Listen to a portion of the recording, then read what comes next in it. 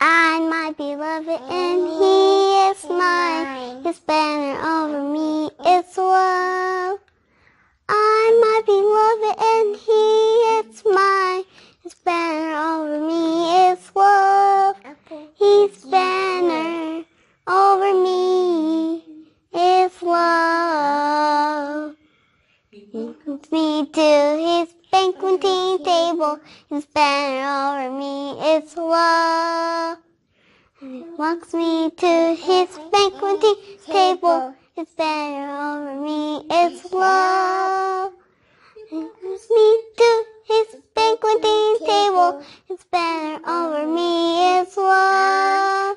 His banner over me is love. Yashaya is the rock of my salvation. His banner over me is love. Yashaya is the rock of my salvation. His banner over me is love. Yashaya is the rock of my salvation. His banner over me is love. His banner over me is love.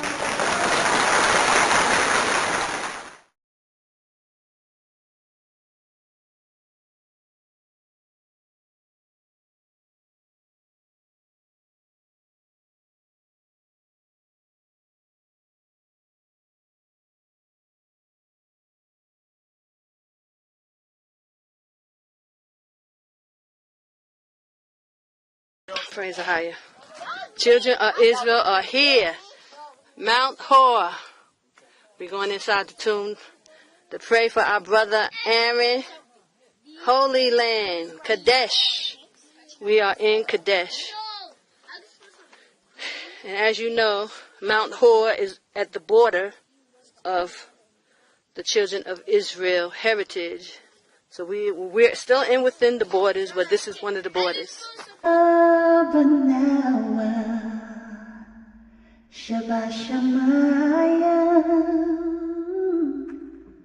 Qasash, AHAYAH, sham, AHAYAH, malak with Sabahat zawanka, Hayasha, Baharatza, Kawahaya, Bashamaya,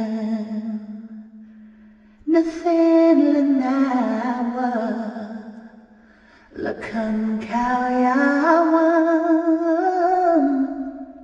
Wasalat Nawa, Khawaf Nawa, Kasalat Nawa, Kawaf Nawa, Thabayan Nawa,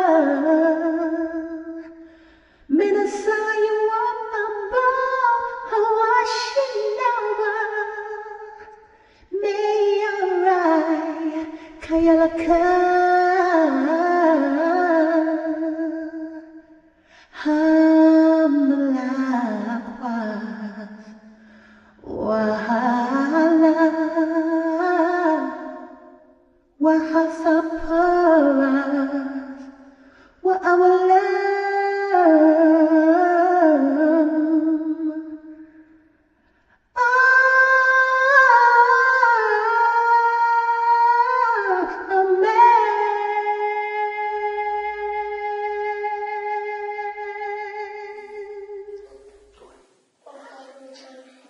Our Father which art in heaven, hallowed be thy name.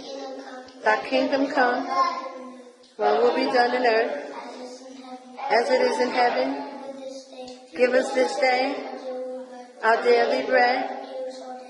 Forgive us our debts, as we forgive our debtors. Lead us not into temptation, but deliver us from evil. For thine is the kingdom, and the power, and the glory, amen. Praise the Most High. All glory and praise to AHAYAH, AHAYAH, Yashaya, Qasash.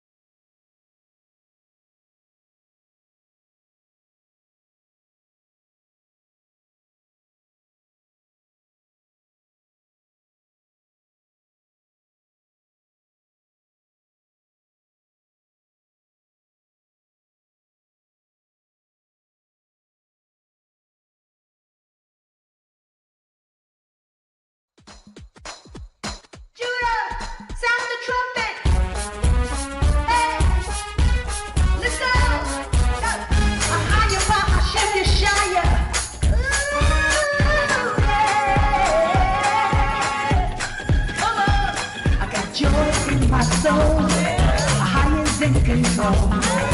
Satan on my trail, but I'm singing all is well. He's attacking every day, but I'm watching while I pray. No matter the attack, I won't turn back. This means war. This means war. This generation is coming soon. This means war. No weapon formed against me shall prosper. This means war. This is war. I walked out of Babylon. Yashaya's armor on. I praise on my lips. Joy strut on my hips. No weapon formed will prosper. Cause AHAYAH is my father. No matter the attack, I won't turn back. This means war. Yashaya's coming soon, my savior.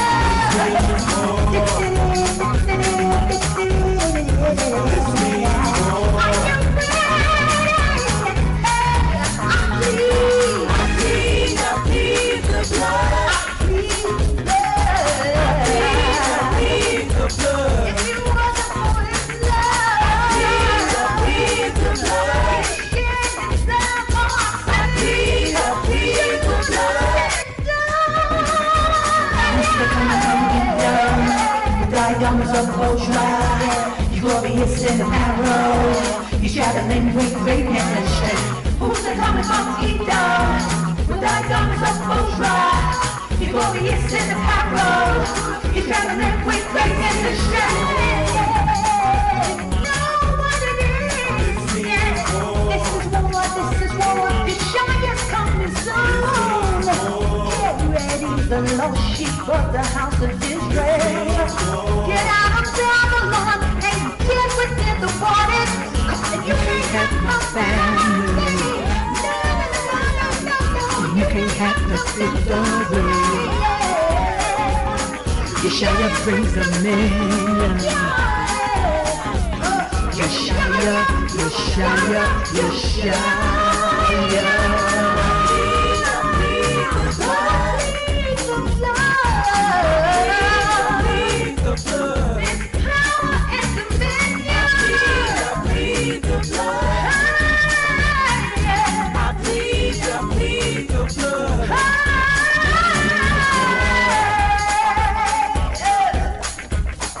Break this thing down.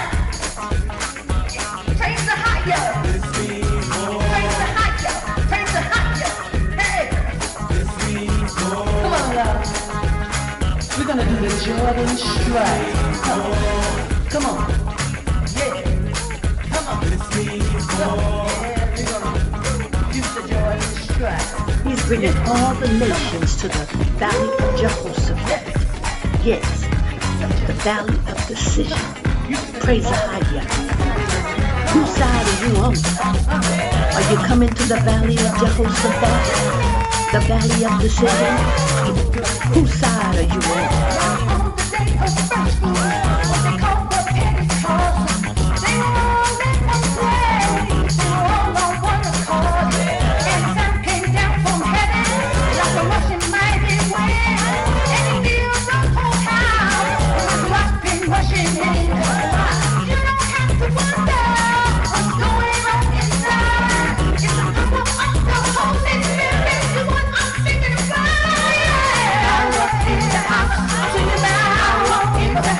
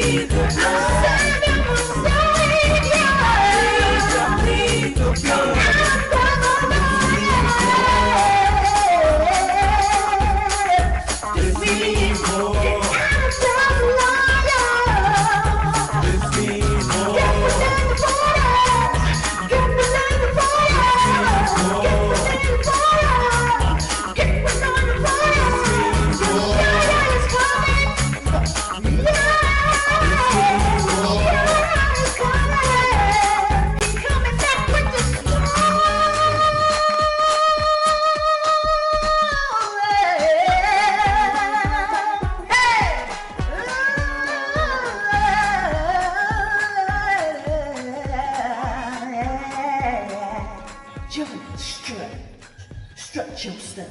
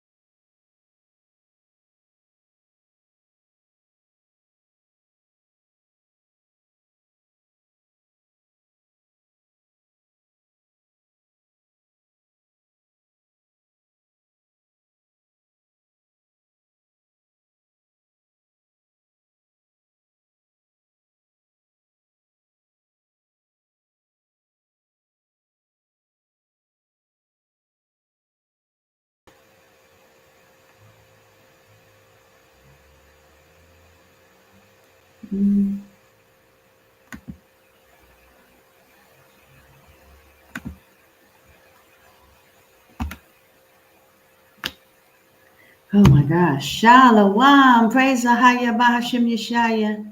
I have to, my mouse is working so slow. I give all glory, honor, and praise to AHAYAH Bahashim Yashaya. Wak Kodash Wak. Shalom, Israel.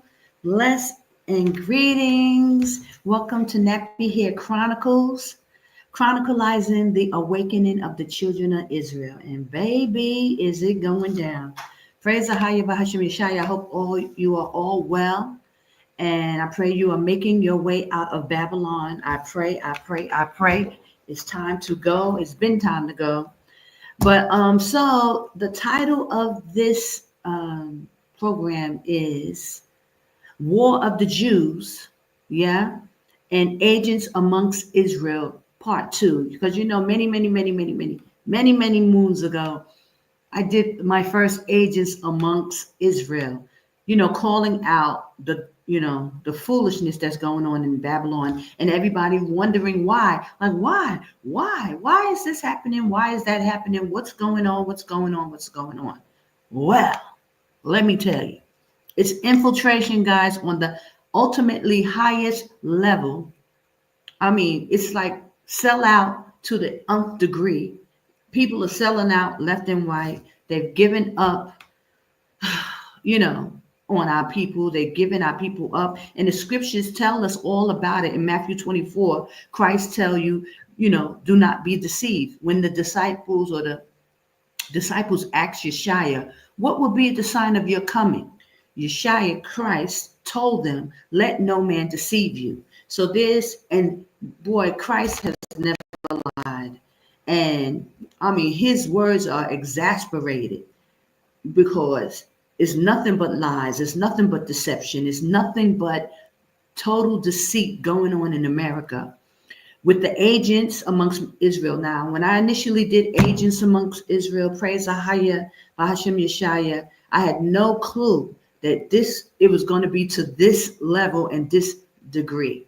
I just stumbled, and it wasn't really by chance. AHAYAH had let me get the understanding about the holy days and how important they were. For those of you who know my story, I drill this because this is how I come to know how, the holy days were wrong, that there had to be infiltration. It was the Most High who put it on my spirit, started showing me about these holy days in the Bible, which I never knew of. I was doing Christmas, Thanksgiving, Easter like everybody else. And he sent me to a church in California who kept the holy days. So, and then I started to, he put it on my spirit because I knew nothing. I can't take no credit at all because I knew nothing. It was the Most High pouring this stuff into me to search and seek and seek and seek. Lo and behold, it comes out that we have holy days and a whole calendar, 364 days instead of the 365 that, we've been taught in America.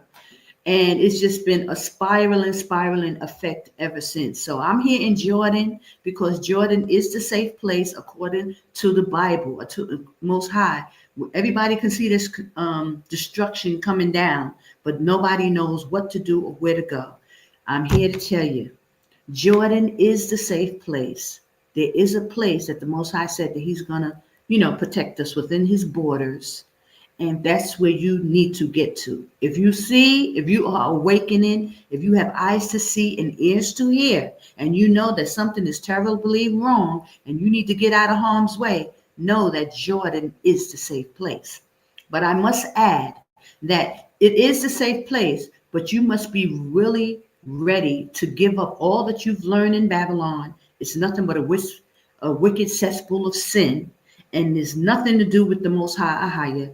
And so you must be willing to put all that you've learned in Babylon down and start to come back to the laws, statutes, and commandments of AHAYAH that was given to Moses and that was given to Yashaya Christ, that we can now, because Christ shed his blood for this. This is why Christ died, so that we can come back under the fold. We can come back. So this is your opportunity. I pray you take it. Get out of Babylon, and I pray you get within the borders. And Jordan is the safe place. The holy mountain is here. This is where Most High gave Moses the 10 Commandments and all the other things when he was dealing with the children of Israel.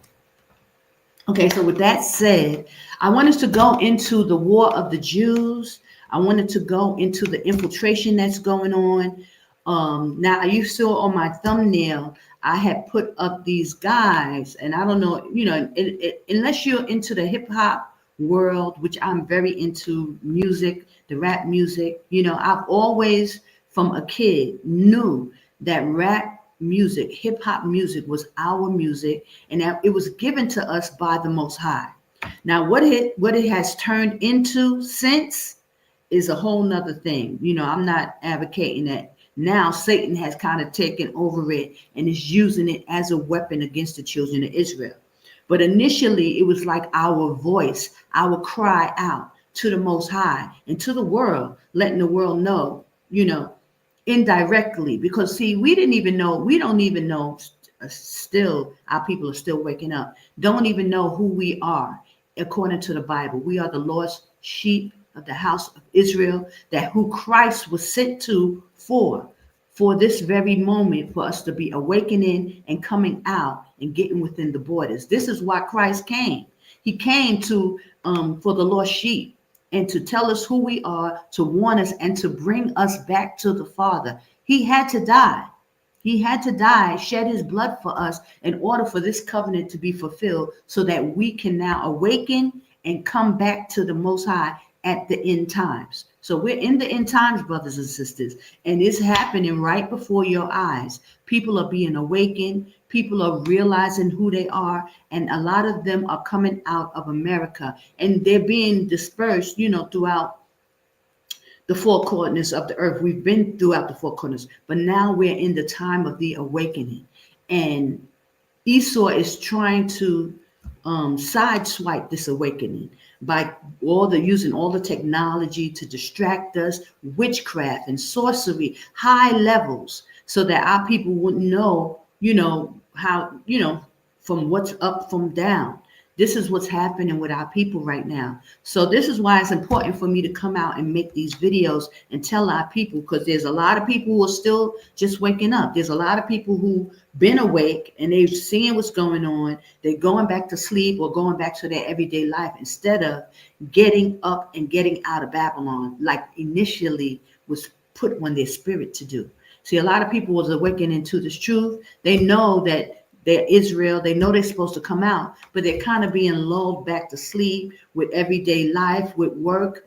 But see, the Most High calling us out, and our people have to get out of Babylon, because Babylon the Great is falling. It's falling right before your eyes. And you're in a war, and it's a war of deception, and that's what Christ was telling you. Be not deceived. Be not deceived is very important. So if y'all see here, I got my book here. This is my other precept book. And, I put a lot of information in here. I print out the scriptures, I quickly went through it. I just put some pictures and stuff, some Bible pictures and things. And I will print out certain videos that I watch from a gathering, Christ Church. That's where I get all my information from. I'm not tossed to and fro. I don't watch a whole lot of Israelite groups at all. I stick to one, and this is it. But unfortunately, in the midst of this awakening, Most High revealed that there is infiltration. And this is what I've been talking about all these years about the calendar, the 364-day calendar, how our holy days are so important that we must keep them at the right time. Like the Bible says, it's an appointed time. Okay, but I pointed out how there's infiltration within the Hebrew Israelite community. They all have been taken down, all of them. And so that's why it's so hard to get this information, clarity on the information. And I have a video on my channel. When you go to a Gathering in Jordan channel, and I'll put the link in the description box, you can go there if you never saw the video. It talks about how one of the brothers in one of the Israelite groups confessed that there has been infiltration after all these years. Now, I've been talking about this infiltration for 15 years, y'all. And I've been out of America since 2008. I'm here in Jordan more than like 15, 16 years now. And I've been talking about this infiltration. This is what the Most High was showing me. And he told me to speak, daughter, speak. So I'm here to tell you, there is a safe place. Get out of America. Babylon the Great is fallen. America will be destroyed. Jordan is the safe place. Get out, get out, get out. Okay, so on my video, I'm going to put this in the description box. There's a video on there telling you that one of the brothers from the Hebrew Israelite community told exactly blow by blow how they were infiltrated, how they infiltrated the Hebrew Israelite groups. So that's why the information is all over the place. That's why they can't agree on one name, one doctrine, nothing. And the brother tells you that they were supposed to, hide some of the information. Don't give all the information. And this is why I understand now the Most High sent me out and put me in Jordan and told me to speak and tell the people where to go. There is a safe place at the end times. America will be destroyed according to the Bible. America is Babylon and will be destroyed. And what you're seeing now, witnessing now with Trump and the terrorists and all this stuff that's going on is Babylon the Great is falling, is falling. And it's a habitation of devils. That's what Revelation 18:4 tells you. It's reeking of witchcraft. They have done witchcraft and sorcery. That's why the homosexual, thing is so prevalent in America. The transgender, all that stuff is witchcraft, brothers and sisters, being put on our people. They are switching genders and all that's witchcraft. And this is why it's so great in America. Now, it's being spread throughout the earth. But America, that is owning this stuff. It's witchcraft. And along with all the other stuff. So that's why the Most High has got to destroy that place. Not only because it's killed all the prophets, it's been killing our people since the inception. Since we came off those boats, they've been killing us, doing us dirty. And people don't wonder why. Why us? Why are we being treated? We are the lost sheep of the tribe of Israel. We are the people that Christ came back for. And it's 12 tribes of us. And, you got to go into that. The Venezuelans, the Mexicans, the Indians, Gad, the Hispanics, Ephraim. There's a whole 12 tribe of us that we are the target of destruction. And this is why the Most High said, come out of her, my people. America has to be destroyed. That place is finished. And that war with Iran is brewing.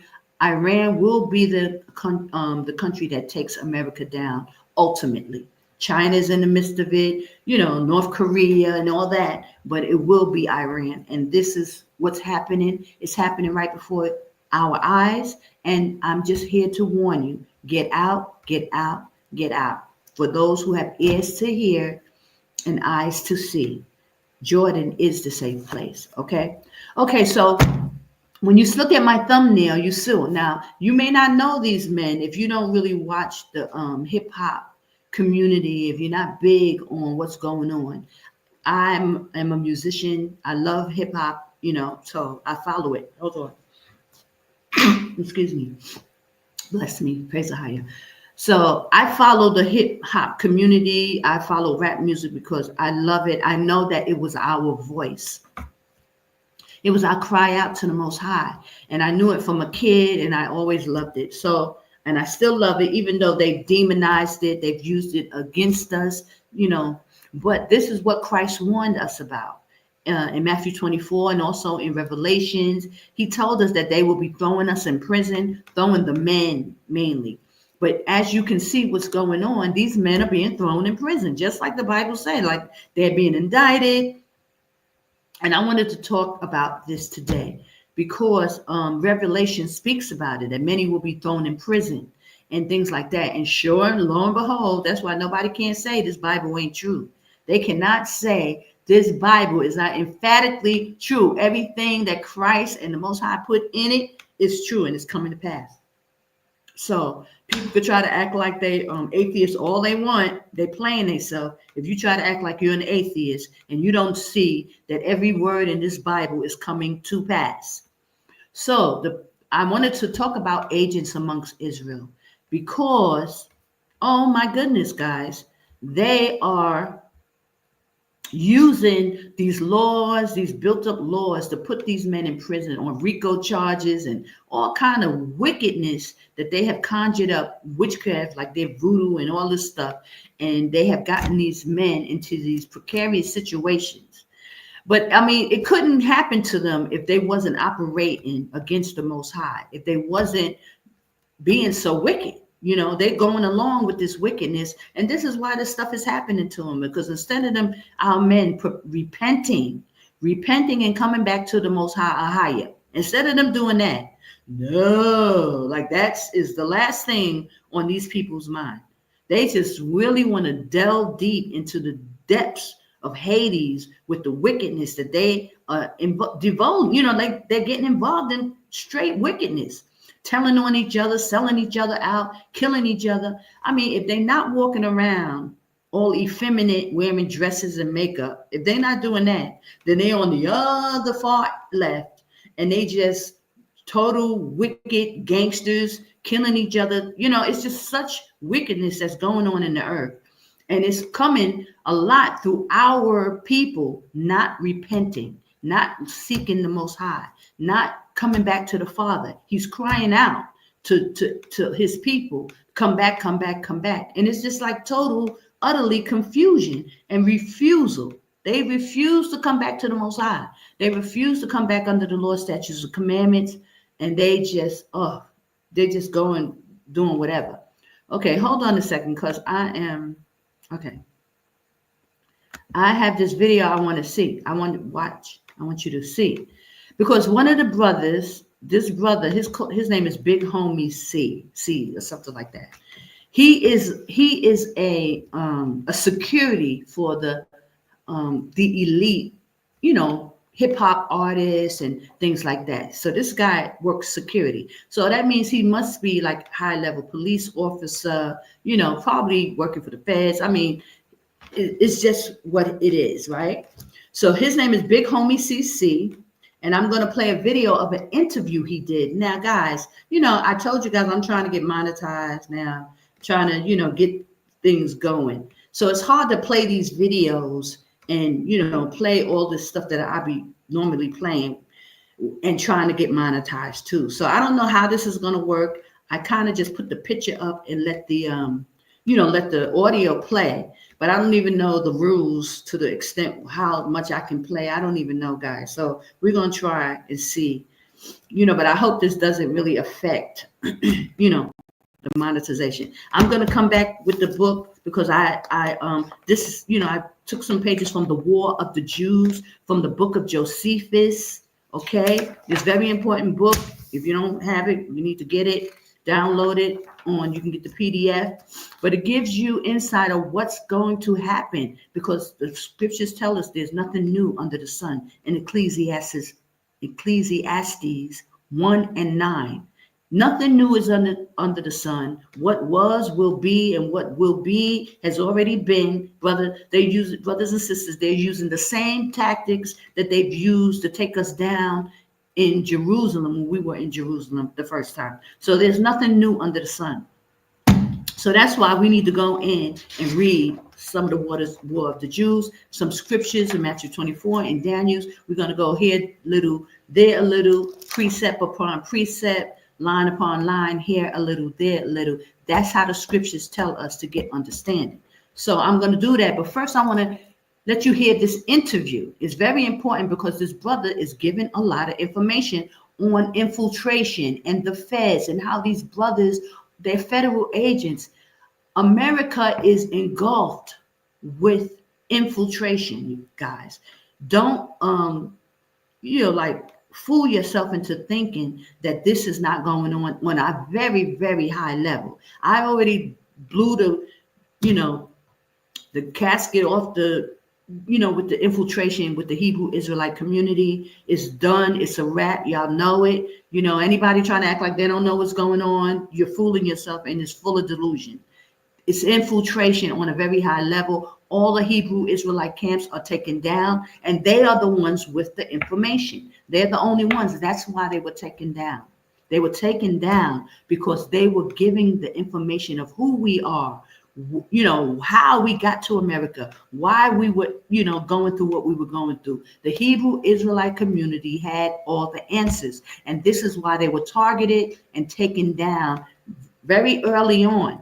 And one group out of all the groups is the one who gave the main information on Yashaya, on Christ. He has the doctrine of Christ, and he's been held up in America, infiltrated to a very high level. And this is why the Most High sent a woman out and giving you understanding on the calendar, how it's been one day off for years. They've been playing games with not telling you where to go, that Jordan is the safe place, that there is a place that the Most High has set apart for his people, and that's Jordan. And it's modern day Jordan, Edom, Moab, and Ammon. It's in the Middle East, but it's North Africa. And this is the place where the Most High dealt with Moses and the children of Israel, and he will do it again because there's nothing new under the sun. The Most High said, what was, will be. He's going to do the same thing again. You must get to Jordan. This is the safe place. He said he will protect those found within his borders. So Jordan is within the Most High borders, but it's not Israel. Because see, we are not to be in Israel right now because the small hats has defiled the land. They've taken over the land. They're doing all kind of witchcraft and sorcery in the land. So we're not to go in the land yet. Christ will bring us in. We are on the outskirts within the borders in Jordan. So if you didn't know that, you know it now. Please like, share, subscribe, comment, share the video so that other people can get this information, because there's such a like a hole. They banned my videos. I get like 2 views now. Like they really like trying to shut me down. But guys, I'm gonna always keep speaking because this is what the Most High told me to do. I don't care if it's 1 view. I don't care if it's 0 view. Please, I ask you to support and help in this manner. Help the children of Israel find their way back to the Most High. Jordan is the safe place. I'm the only one on YouTube talking like this, that there is a place. People are running to Africa. They're running all over the place. And there's only one safe place, and it's Jordan. Get here. This is where Moses was given the law, and we will sojourn here again. While all the wars is going on around us, the Most High is going to protect the children of Israel in this same land again. Get to Jordan. Okay, and you can contact me Okay. Let me see. Somebody's leaving a message. She said, Elder Sikava says, sis, all praise to the Most High. You telling your age, old school rap. Thanks for educating me on the calendar. I'm in the continent in Johannesburg teaching the calendar. Praise AHAYAH, brother. That's a blessing. Bless you, bless you, bless you. That's awesome. Our people need to know, and hopefully you'll make it here to Jordan. I hope you get here, brother, because this is the place. Because a lot of people are fleeing into Africa, and but just know that Jordan is the place because the scripture said he will bring them out. Like a lot of people are going to get out of Babylon and they'll run out, but they won't make it to the Holy Land. So you got to make it back to Jordan. This is the area. Okay, but praise AHAYAH for teaching the calendar. We're going to all be on the right calendar, praising AHAYAH on one accord. Eventually it's going to happen. So thank you, Elder Sekaba. Bless you, brother. Praise AHAYAH. Okay, so I wanted to go into the war of the Jews. What's happening now? It's a little spin on it because I'm talking about the hip hop community, but it just goes to show you, brothers and sisters, how engulfed this infiltration is. It's like even guys, let me tell you, these YouTube channels, these big YouTube channels, they are taken down. They are under the government's reign. CIA, or alphabet boys. They're all entwined and they're using the information, like when they be interviewing these people, they'll use the information against them and then put them under RICO charges and put them in jail. I mean, it's just, either they're paid and made by the system or they're going to be taken down. So it lets you know. Now, I'm going to show you the video, but if you don't know who these people are, I'm going to give you a quick synopsis. The guy, Big Homie CC, and on the thumbnail, you see his name. He's a security guard for high-level entertainers like Diddy and, those kind of people. He'll be security. So, he's either a police officer or, but he's probably a federal agent. So he's watching and this and that. So now he's on YouTube telling everything, right? And he's giving away a lot of information, but they're trying to act like they just haphazardly was in these situations, but it's a big takedown. So he gives a lot of information. So I'm going to show you the video. But then there's this guy also called Whack 100 out of California. He's another big, everybody knows him in the hip hop community. He's on these big platforms like No Jumper. This guy named Adam 22, who's an Edomite, he's like another DJ Vlad. If y'all watch Vlad TV, where they're like informants, and getting all these rap guys to come on their show, and then these rap guys end up arrested because they talking too much, telling things that they've done. They talking to the informants, and then they're put under RICO charges. So they can't win for losing, our brothers, and everybody is just chasing money because they're giving out money and paying these brothers to be in these circles, and then they end up arrested. So that's what happened recently with this guy called Big U. He's another guy from LA. Now is Whack 100 and Big U, both from LA. It seems that Whack 100 was the federal agent. So now Big U has been arrested and he's put under RICO charge. But Big U also seems to be responsible for Nipsey Hussle's death. Supposedly, Nipsey Hussle was a big up-and-coming rapper who was doing big things in California. He got, he got unalived, and they're trying to blame Big U for it because Big U was his manager. So, it's a lot going on, but there's a lot to this story because he also, Nipsey Hussle also got entangled with this woman who her father, she's a mixed woman, who her father is, a small hat, Ashkenazi small hat. So it was like he was under surveillance by them, and he was, they was watching him. They put him with a woman, and probably just using all this information against him. So you never know which way this story goes. He definitely was taken out, but they try to pin it on Big U. But it could have been that he was also a sacrifice, for fame, for somebody else. like it could have been Diddy or Jay-Z or, any one of them, because that's how big of a case it was. So, but I just want to go into about this video because he's really explaining the level of infiltration within the hip hop community. Within Esau has not left no stone unturned. They have infiltrated the whole thing in America. And this is why our people have got to get out of there. Y'all are playing yourself at this point, sticking around there. The food is contaminated. I mean, everything on every level is nothing but damaged good. And that's what the Bible said in Revelation 18:4.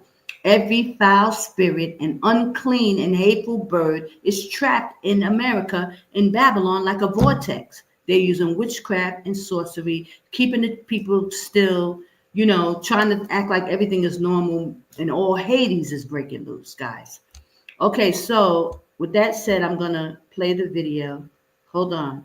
And I don't know how much I can play without it being an issue, but this is fair use, educational purposes, so that you can see and grasp the levels of what's going on. Be patient. He gives a lot of information. And then towards the end, guys, this other brother comes on with even more information. But, I don't know how much of it I can play with. I'll keep stopping and we'll see. Okay, hold on. Here we go.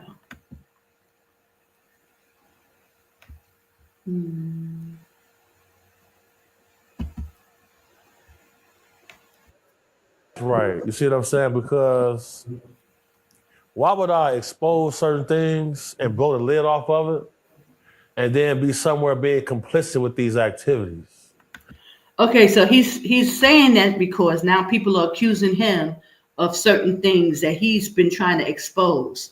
So, and it could be true. I mean, because they be agents, they be doing stuff. They have to do certain rituals. You never know, which way this thing goes. So I'm just to give you, and this is just the beginning. Hold on. I've been trying to tell people that there's a conspiracy going on. Real life. That shit ain't real life. It ain't real life. Real life street stuff. Dangerous. I'll come in and start demonstrating. Underneath that, because he ain't no pushover. He a tough cake toucher. You feel me? Like, he get on some gangster shit with you. You didn't want to, you feel me? See what I'm saying? Because You talking about Puffy? why would I expose certain things and blow the lid off of it and then be somewhere being complicit with these activities? I've been trying to tell people that there's a conspiracy going on. Once word got out about what me and my team did about combating human trafficking, and after I did the Hillbilly show out there in California, things have been very, very strange. This is my proof that there's a conspiracy. Because, throughout history, my reign of terror on weirdos is solidified. I might have been, firearms may have been pointed at certain people for doing funny things, you know what I'm saying?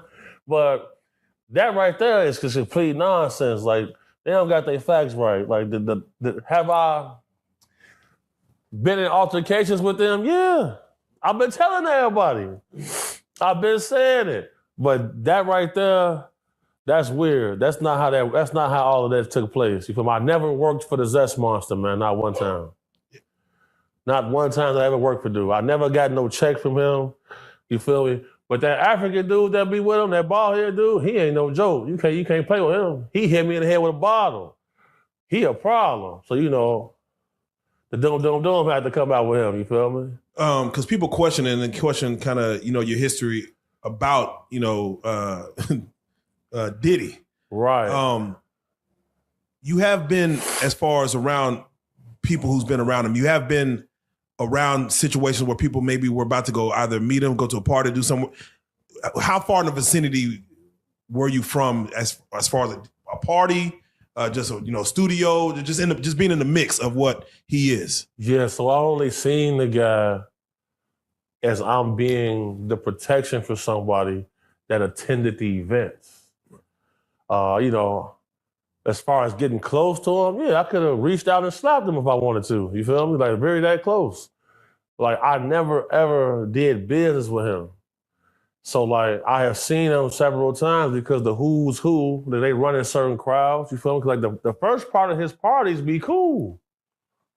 It'd be a normal socializing mixer. It's the different layer of the party where things start to get murky. You feel what I'm saying? And yeah, you know, that type of stuff I wasn't involved in. When the vampires started walking in, you know what I'm saying, like the white guy with the sticky hair, and you know, the male sex workers, you know, cake's finna start getting touched. I'm going to the car now. You know what I'm saying? Call me if it's dangerous. You know, I'll come in and start demonstrating.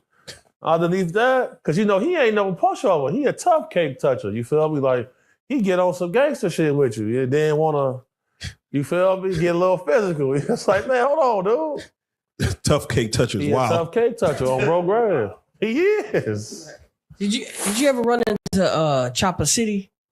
Man, bro, you know, I was working at this strip club in Vegas called Club Lacey's, and I had some, man, as soon as he walked in, he seen me.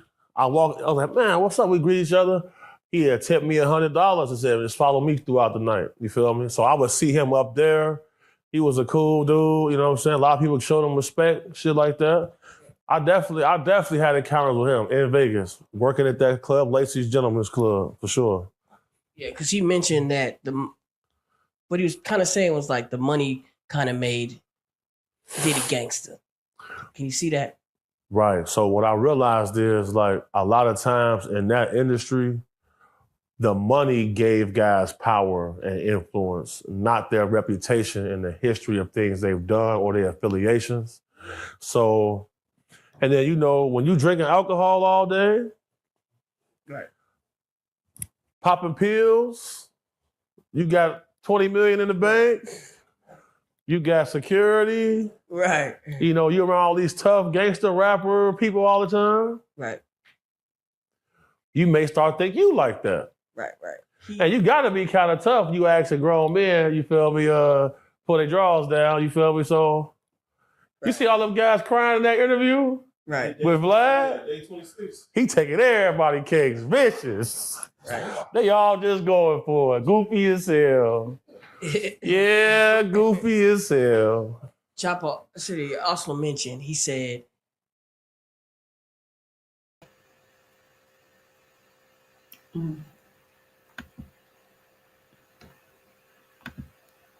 Okay, so I just wanted to make a comment because he's kind of telling, you know, like everything that he knows, which will also put the hammer on Diddy even further.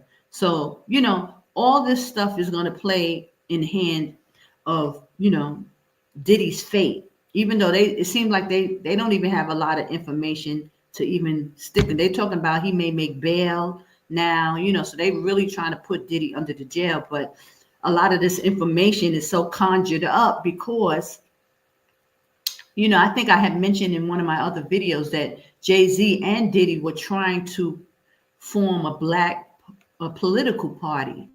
And, you know, the higher ups didn't appreciate that. So, you know, he started suing the liquor company that made him millions and billions of dollars.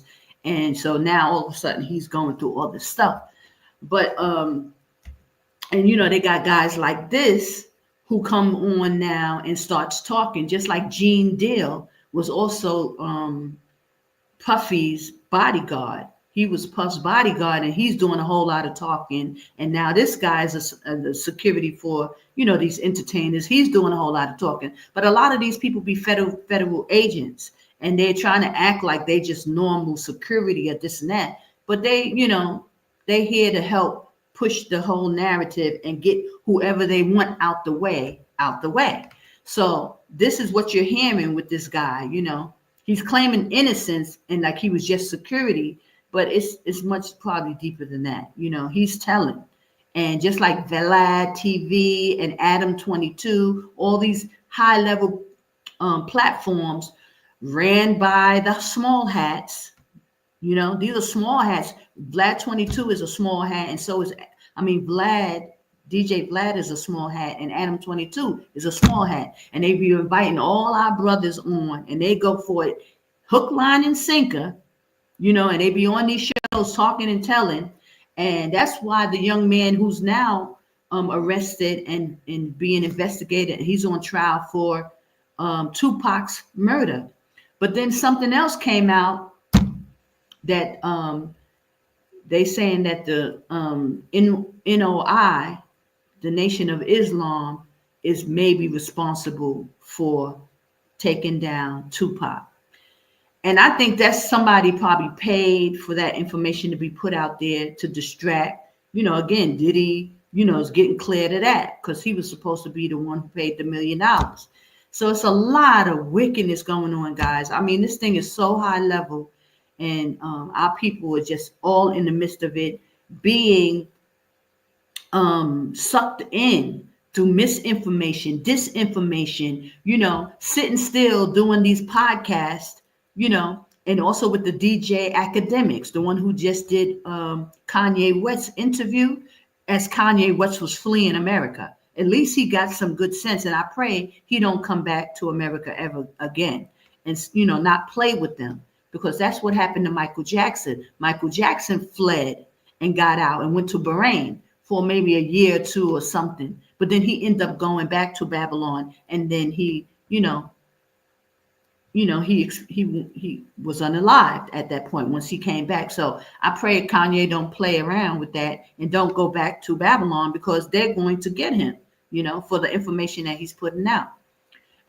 But it's such a high level of deception. And look at this guy here with these glasses on. He don't want you to read his eyes. He's, it's just a bunch of wickedness, that these are the men of the Most High, who are supposed to be the protectors of the women and children and our nation. They so caught up with nonsense, they don't even know what's going on. It's just unreal and unbelievable. When you get to a certain wealth, right? He said, what rich people look at cocaine like it's candy. For sure. It's not taboo. Not taboo at all. Yeah, it's just, this is candy. It's normal. It's normal. You gotta think about it. One bag of it is like $200. You feel me? You can't have no cocaine habit if you're not getting money. Right. You feel me? An ounce of weed, you can get an ounce of weed, what, $200? Right. I don't know if I don't even know if my microphone was on during that whole rant, but I hope so. An ounce of that? $2,000? You see what I'm saying? Like, Right. depending on, certain little levels and differences, but you can't have that type of habit. And you got to be a very mentally strong person to have a habit like that. And your moral compass don't change as well. So, right. Do you think that cocaine could have played a lot in the way Diddy moved? No, I think it's ecstasy. Because, all of the guys I knew who did ecstasy a long period of time, all got caught having sex with a tranny. Right. You got to think about it, but before the X pills, yeah, right. A lot of niggas turned gay after that. Right. That's a fact. What do you think is in ecstasy that makes niggas want to explore more past what the usual is? So the chemical breakdown, MDMA is what it is. They used to prescribe MDMA to married couples to spice up their relationship. They used to give it to soldiers who had PTSD to treat them. So, they call it the love drug.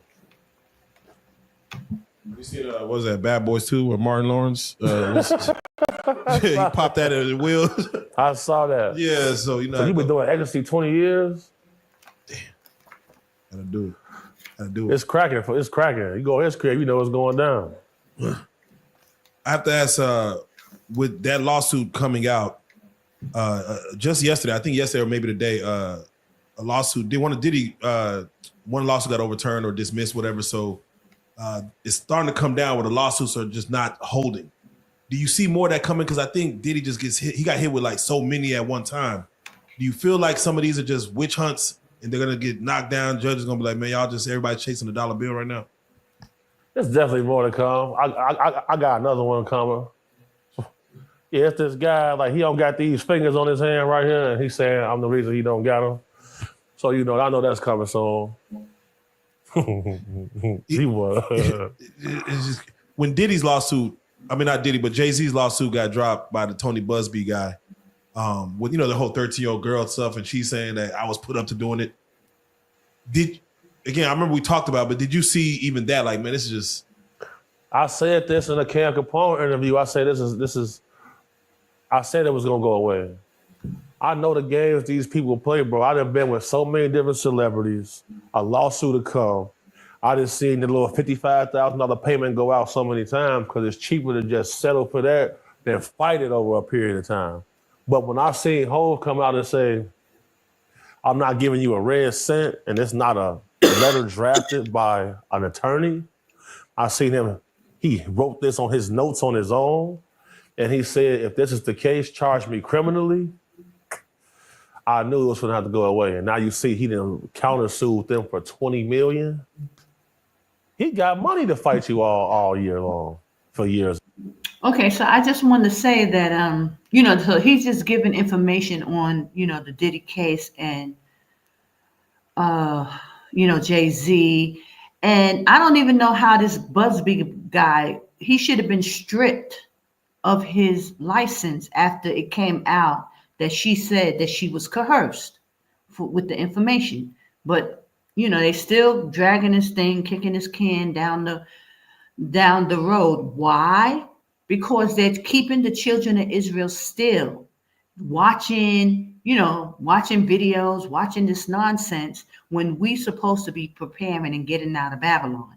This is why all this stuff is going on, brothers and sisters. Y'all must know that. They are using these things to keep our people engaged with a whole bunch of nonsense. This is all they're doing.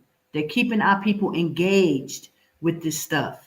They know that nothing is going on with that case with Jay-Z, but he's still filing motions and still, you know, he should have been stripped of his license after the shenanigans with that woman claiming, you know, that they raped her with all that wrong information that was given. But no, they still kicking that can down the road, keeping people engaged, you know.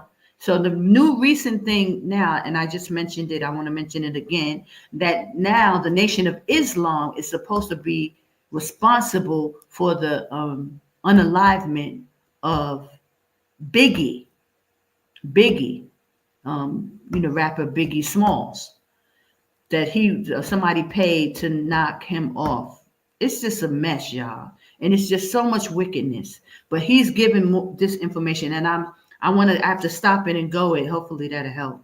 But let's see some more other things he goes into. At the time, I knew it wasn't gonna go nowhere. He too calculated, bro. That's crazy. You don't get to that billionaire status and you ain't on point, man. Well, Kanye. He was on He point. was. He feel like he fighting evil right now. Yeah, he's fighting something. I'm fighting. You going against the Matrix. So the swastika, when he comes out with that, can you give us a little bit of... See, the thing with that is this, right? The swastika throughout history was not used as a term of hate. You know, it was always a religious, supernatural symbol. It never became evil until the German guy, the Fuhrer, got his hands on it. Once he got the Fuhrer is Hitler's other name. So once he got his hands on it, that's when it became that ideology of hate and became anti-Semitic. The problem Kanye is having is he felt like he would call himself Michelangelo. You know, he told me he sees the world as art. He says the world is his muse. He sees the world in colors. So a lot of the things that he does is symbolic in nature. Like when you see him walking around with the Bianca Censori lady and she's naked, you know why he's doing that? Because during slavery times, white slave owners would walk around with the voluptuous built ladies naked like that everywhere as a sign of power. So he's doing that as a middle finger to them. He does a lot of things symbolically. Look, I I know a lot of people, man, and he one of them. So, he feels like he should have a lot more power and control with the money he's made and all of the designs he's created. And he feels like a certain group of people is holding him back from doing that, from getting more powerful. So he feel like he's fighting evil. Does he really deserve more power, though? Has he actually acted as responsible as he should with the power that he already has? Well, when you hear a guy say he's not bipolar, he's a superhero, that can make you question certain stuff. Like, all right, man. When you start seeing guys compare themselves to like certain people, and whenever I see an artist go to the Christian route, they always feel like they got problems with the Jewish community. Right. Because those people, if one Jewish person is going to spend $1 million, 10 Jewish people are going to get paid throughout that process. And they don't play about that. That's their culture. And he feels like that's stopping him from being a larger champion of industry. He was crazy. When you mentioned Kanye, I want a quick side note. Do you know much about AB, Antonio Brown? Yep. I watched an interview last night. It was a young videographer talking about how he was hired to do a commercial for Donda Sports. And he said, he shot the commercial for AB and he never paid him his money. Right. He was like, he was trying to chase Antonio down for his bread. He said he ended up at the hotel with him. It was him, Kanye, and AB. He was in his room. He said he busted in the AB room. And he was just coked out staring at the floor. And he's like, bro. And then he said they left us at a restaurant with a tab of $24,000. Yeah. Okay. This is shit like that is why I came to the internet in the first place. Cause bro, you would go somewhere with some famous dudes and they were like, killer man, cover this right here and we'll pay you. I'm looking like, okay. And that's what I was. Have you ever been in a situation where a famous person tried to play you or finesse you? Yes, that's why I came to the internet, because I say once niggas see that I'm doing interviews, everybody who owed me money is gonna pay. But once my last 2 NDAs expired, I went to Camp Capone and I showed him all of my receipts. He was like, damn. He called me, look, can we do this tomorrow? He flew me out, rushed me out there. As soon as it dropped, I get a FedEx next day air of a check. I get that to my mama. She's like, son, you feel me? Because, bro, they play crazy games like that. I'll never forget. We at this restaurant called Mastro's. This one motherfucker ordered a bottle of wine that's like 18 grand by itself. One sip, it's nasty. I'm like, man, what is this? I'm like, hold on, man. I'm not putting on for this bottle. Yeah. You know what I'm saying? So he's like, oh, man. So look, he give me a watch. He said, hold this watch, man. I left my card and all of this type of shit. I'm like, man, all right. So I started taking pictures of the watch. Shout out my jeweler, Neil. I'm sending it to Neil. Like, man, make sure this watch check out for what it is. The watch checked out. I'm like, okay, cool. All right. You feel me? I swipe my card. You feel me? The rest of the tab ended up being like 32 grand, something like that. So, I'm not making them type of purchases like that. So as soon as I swipe for it, decline, they call my phone. American Express called the phone. I got to send pictures of IDs and all kind of shit. So the shit went through and everything was smooth. I started hitting food up to get my count. You know what the man gonna tell me? He say I should be thankful that he allowed me to be his security. So a lot more things got taken from outside of the watch, you know what I'm saying? And like once those things was retrieved from him, we was able to. So people in his family ended up sending Dugar some money as well on the Zelle, and we was able to rectify that situation. But that happened all the time, bro. All the time. All the time. Now, again, I don't want to put, to go back to Kanye, I don't want to put him on the spot, but I got to put him on the spot because Iggy Azalea went at him saying, I'm gonna let it out that I believe I don't say he tried to holler at her, but he was asking her dude at the time, this is years ago, but like, hey. Okay, so I'm going to fast forward. I'm going to fast forward and go into the other part of this because, I watched this a couple of days ago, so I kind of forgot like what, parts was the good ones.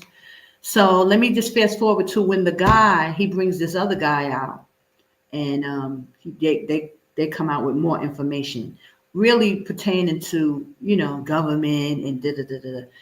So I kind of got to like figure out where these parts at. But hold on, so I'll be right back. Let me figure this out.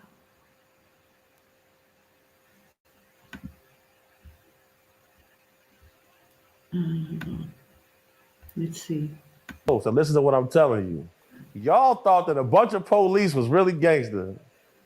And y'all thought I was supposed to crash out for them on camera and argue with them and raise my voice. I'm a real gangster. I ain't raising my motherfucking voice. I live by a code. I took an oath, man of honor and principles first. We gotta get Maverick up in his busting now. Right, bro. And I just have to ask this because we right there. And this is definitely the last question. Why can you explain the Chicago mentality of calling your op every day? Yeah, I can explain it to you. Yeah. Because if I call you every day, eventually you're gonna make a mistake. You can't be on point 24/7. I want to hear all the voices in the background.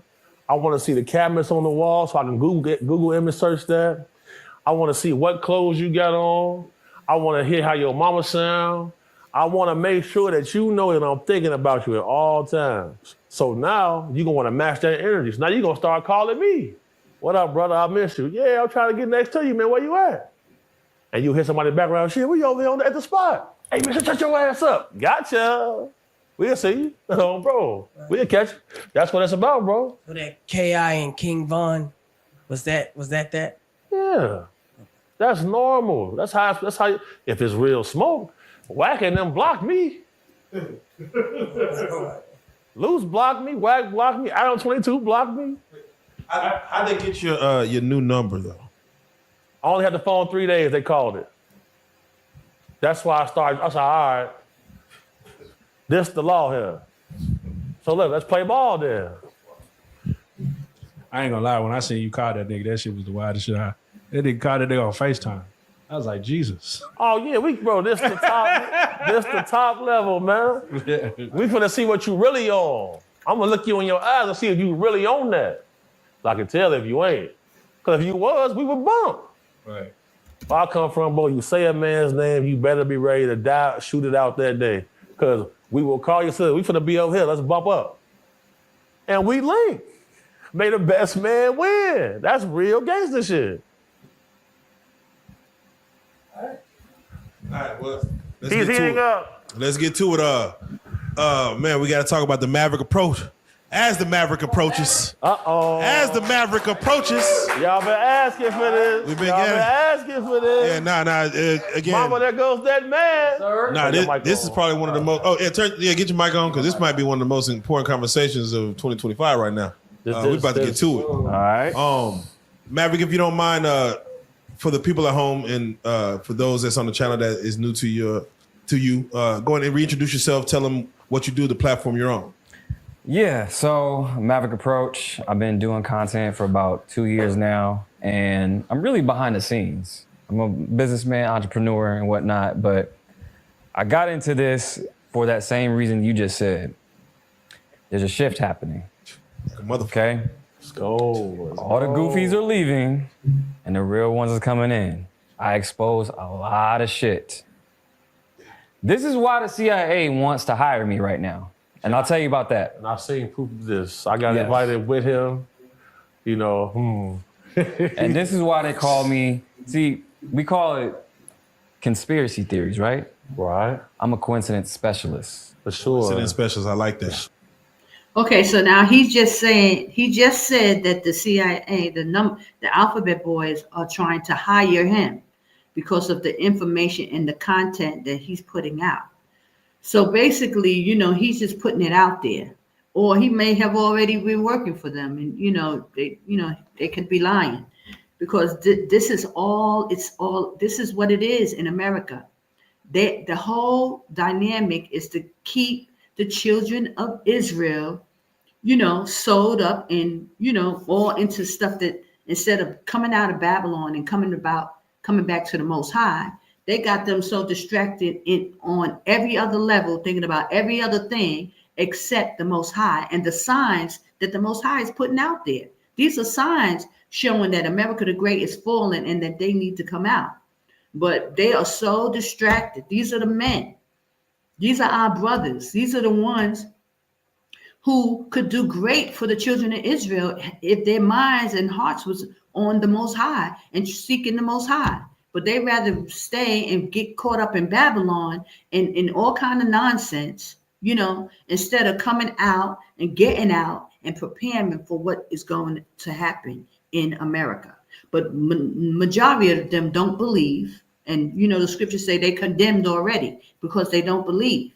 So they barely, very rarely believe on the Most High. They're all into so much mysticism and all kind of wickedness. And you'll hear it when they talk. You'll hear what they, believe. And they'll read all these other books written by, men and Esau and, getting into their philosophies. But they will not pick up that Bible, because they've been bamboozled in believing that the Bible is tampered with. This is the first thing that come out of their mouth is tampered with, but then they'll pick up a book by Esau and swear by it.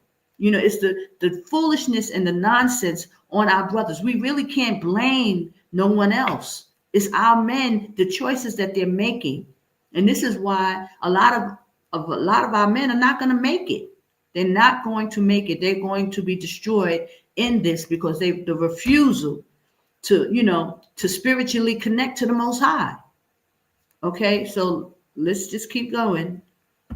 Sure. Because there's a lot of fucking coincidences lately. And this is what BH does. This is what I do. So we got to connect the dots with people. All right. So that's what I do. Let's get right to it. And I'm going to let, we probably, everybody got questions. Everybody got questions. But this is me personally, and this is kind of messing me up, and I'm kind of re-questioning my whole childhood and everything. Because I watched a video today that I always thought the moon landing was real. Mm-hmm. Like, I'm just like, it's on TV. They land on the moon. I mean, hell, there's satellites. I used to argue with guys. Satellites exist. Rocket ships. I mean, we live in Texas. NASA's right down the road. Also, you can kind of gauge, by the conversation and by what they're talking about is where they're at spiritually. Like he's still talking about men walking on the moon. I mean, it's just, oh my goodness, the level of, dumbed downness is just unreal. 45. Right. I've seen rocket ships go into the sky. Right. Of course, we all remember Sally Jesse, Sally Ride, all that. Right. Columbia, we know all that. So I'm like, well, they landed on the moon back in the 60s. Then someone broke down like, bruh, there's a camera already there. Like, and how did they get the footage back? How did they get the footage back, bro? How did they get a rope? I mean, they had so many questions, which I guess I never looked at it. So they said that he was the first man, Neil Armstrong was the first man to step out on the moon. But they won't even come to the conclusion that all of it is fake. Like they ain't never even been on the moon. It's just fake. But they don't even want to come to that conclusion. And you'll know because he'll start like saying some books that he read. A lot of people like to, act like it's so, to be well read in these books of this wickedness that these people be putting out. You don't know what's true and what's a lie half of the time because they writing this crap and they want you to believe it. But our people is so in tune with it. Instead of getting to the Bible and the books that the Most High left for us to get real understanding, they focusing on what Esau is doing and what Esau is writing, and it makes them astute because they read these books.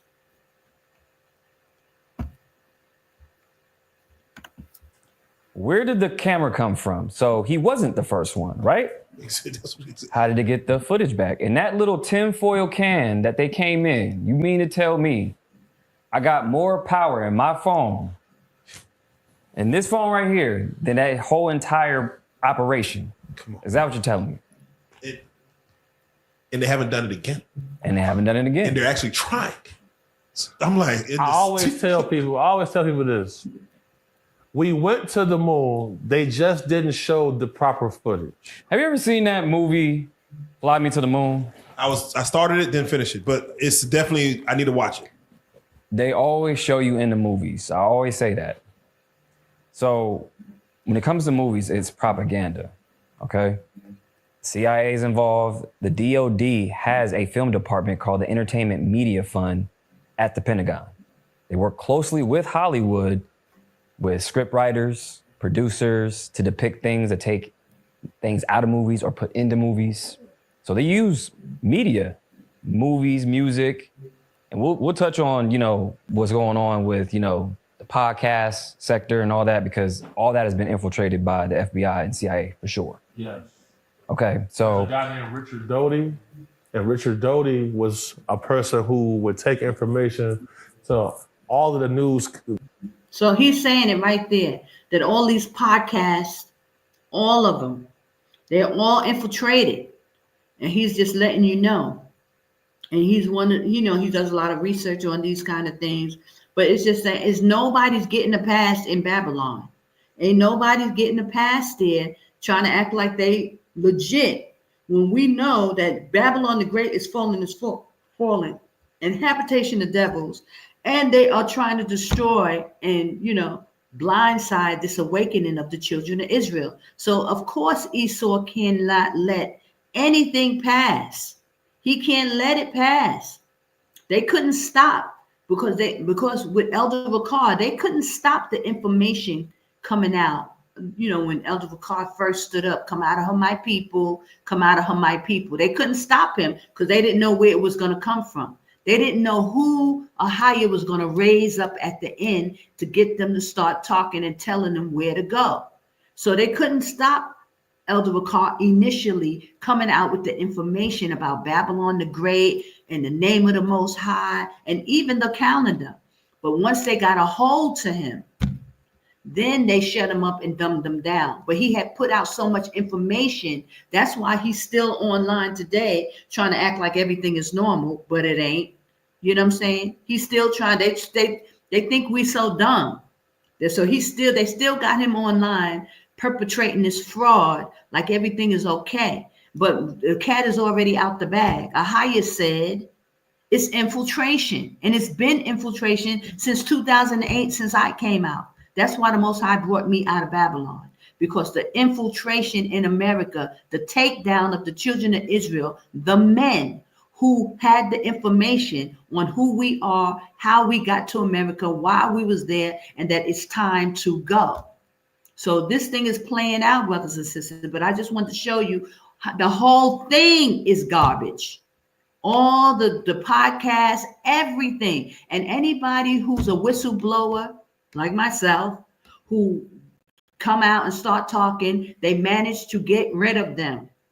Just this guy now, his name is Crow. He's like a whistleblower. They just indicted him on sexual charges, and he's going up for rape because he's a whistleblower, and he's been talking for years about what's been going on in the government, And then there's those two brothers that was over in Europe.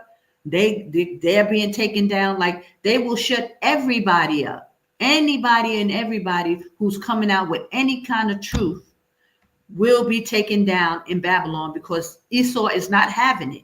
They do not want this awakened. They want to control the awakening, and they doing it. But thus saith AHAYAH, there will be millions here in Jordan, because that's what he said. Now we're watching this thing play out, and we're at the tail end of it, because we are going into that 3.5 years where they're about to shut down the food and everything with the mark of the beast. What the Bible talked about in Revelation is right in front of our faces, brothers and sisters. And they're going to bring a war on, and it's going to shut everything down. And this is why you need to get out of Babylon. America is Babylon. Get out, get out, get out. Jordan is the safe place, brothers and sisters. We are in the midst of the takedown, just like in 70 AD. We right in the midst of it, right in the cusp of it. But when it happened, it's just going to be boom.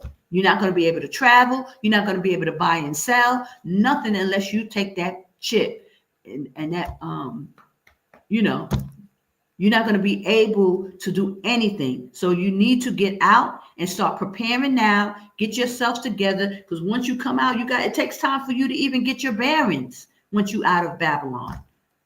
Then you got to shed all that witchcraft and all that stuff that they have been perpetrating in the earth, pumping Babylon with a bunch of wickedness, just like Revelation 18:4 says. Every foul spirit, unclean and hateful bird is trapped in Babylon. Witchcraft, sorcery, demons, discern, all that stuff is what they're doing. And that's why it's a strong delusion. People can't even grasp what's really happening to them. They can't think, they can't stay focused. Then you got to work, you got to do all these things. But instead of just listening to the Most High and coming out of Babylon and trust and believe that he said he's going to take care for you.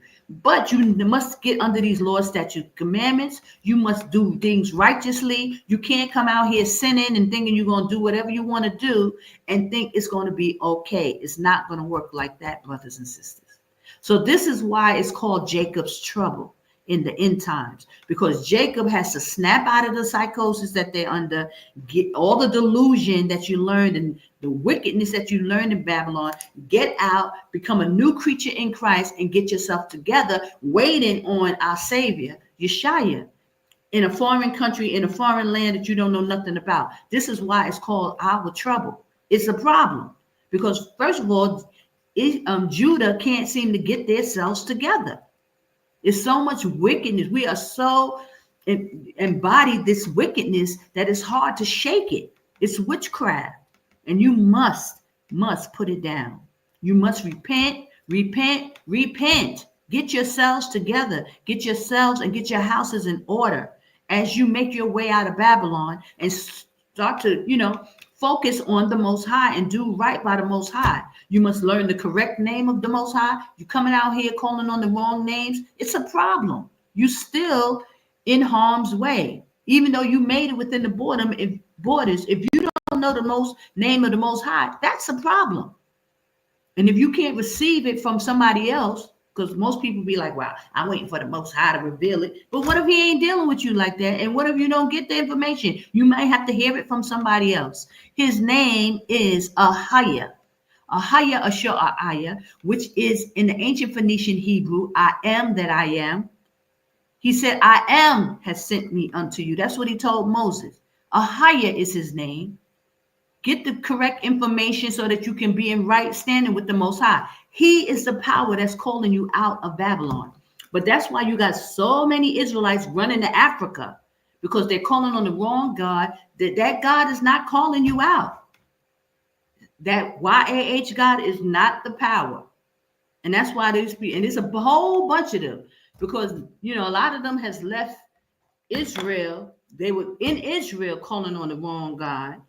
Under Ben Amin and all that. And once he passed away, now they just out of their minds. They're grasping at straws. They don't know what's going on. They're running into Africa. They don't have a clue, because they felt that because they was in Israel already, that they were, they had all the information. No, you still was under the curses, because Most High was just revealing his information in spurts. So you didn't get the name. You didn't get the right information. And then there was a whole takedown even in with the small hats, with the people under Ben Amin. But you can't tell them nothing, because Israel is so hard-headed and stiff-necked. And when they get something, they grab on it like a pig bull with some raw meat. You can't tell them nothing. They're calling on the wrong name. They're still dealing with wickedness, and they have to put it down. And I thank you, brother. Thank you, brother. He said that he's in Johannesburg teaching the correct calendar. Praise AHAYAH. That information has got to go out through the four corners of the earth. But what I find, and if you're still listening, brother, I just want to say this, that a lot of people will get this information, and this is no disrespect to you, elder. I just got to say it, be honest with our people, because it's just a lot of confusion. I thank you and I praise AHAYAH that you you got the information about the calendar. Praise AHAYAH. But you must acknowledge the God that gave the information. His name is AHAYAH. And our people will grab on a piece of situation and still hold on to that YAH and all that wickedness and try to act like, oh, they dealing with the truth, because they can't dispute the calendar. It's correct. It is correct. But instead of acknowledging the power, the God that gave us the calendar, his name is AHAYAH. You must give him the glory, give him the honor, give him the praise. It doesn't go to the YAH, because people still want to call on that name, but now they're talking about, oh, the Enoch calendar, the Enoch calendar. And I know Israel prophesy in parts, and I know that our people are getting it, in spurts and things like that. So I just want to just put that out there. I understand that, we're getting the information, as the Most High makes it readily available. But we got to also understand our action and our sin play a part in our awakening as well. So, praise AHAYAH that our brother is acknowledging that calendar is correct and he's teaching it. Praise AHAYAH. But you also got to acknowledge the power that gave it to him. And his name is AHAYAH. And that's the power of Israel. That's the power of our forefathers, Abraham, Isaac, and Jacob. That's his information. He wants to be worshipped. He wants Israel to come back to him. So Jordan is a safe place. And I pray you come out and, kind of come out and stand and proclaim the Most High in the land that he tells us that he's going to protect us in. But that's neither here nor there. I appreciate that, brother. I thank you for telling me. And I'm praying for you to make it within the borders and, get as many Israelites on the correct holy days and the calendar and eventually call on the correct power so that we can praise him. This is how our prayers will be heard. When we are one, we are at one, calling on the name, keeping the correct holy. He's the only reason why, and I just have to say this and then I'll go back to this. The only reason why AHAYAH brought us out the first time with Moses was to feast unto him. Excuse me. Bless me. The reason why AHAYAH called Moses into the wilderness the first time was so that they can feast unto him, his holy days. Keep his holy days and have feasts. That was the whole point of why the Most High brought Moses out the first time. And this is the same reason why he's bringing us out again, to feast unto him, to keep his holy days. The calendar means everything to the Most High, whether y'all know it or not, whether you believe it or not. The feasts are everything because it's his worship. It's his honor. It's his glory. He's being glorified for the things he did, making the heaven and earth, the sun, moon, and stars, the seasons. All of these things are what the Most High wants to be glorified for. His son, Christ. Christ kept the holy days. He was always going to the feast. He was always, when you go into these scriptures and we reading about Christ, he was always going to the feast. It was the feast of this. It was the feast of that.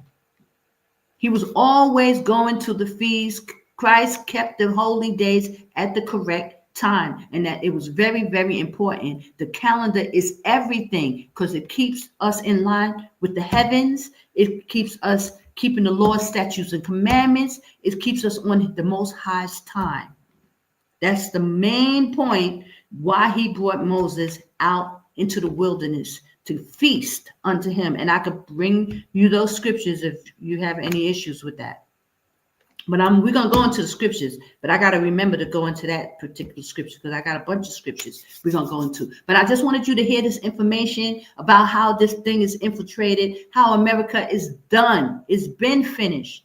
And the brothers, our brother Hebrew Israelite brothers has been taken down. It's nothing but infiltration. And now here's these brothers on the level of the internet, just telling you all the podcasts, all of them infiltrated.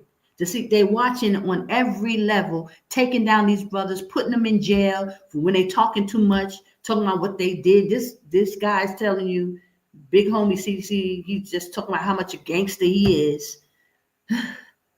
I mean, the focus is just off. Okay? I just got to say it. But, we got to be praying for these brothers. We got to pray because, sisters, we ain't going to have no men to protect us. It's not a good thing that our brothers are not going to make it. It's not a good thing for us.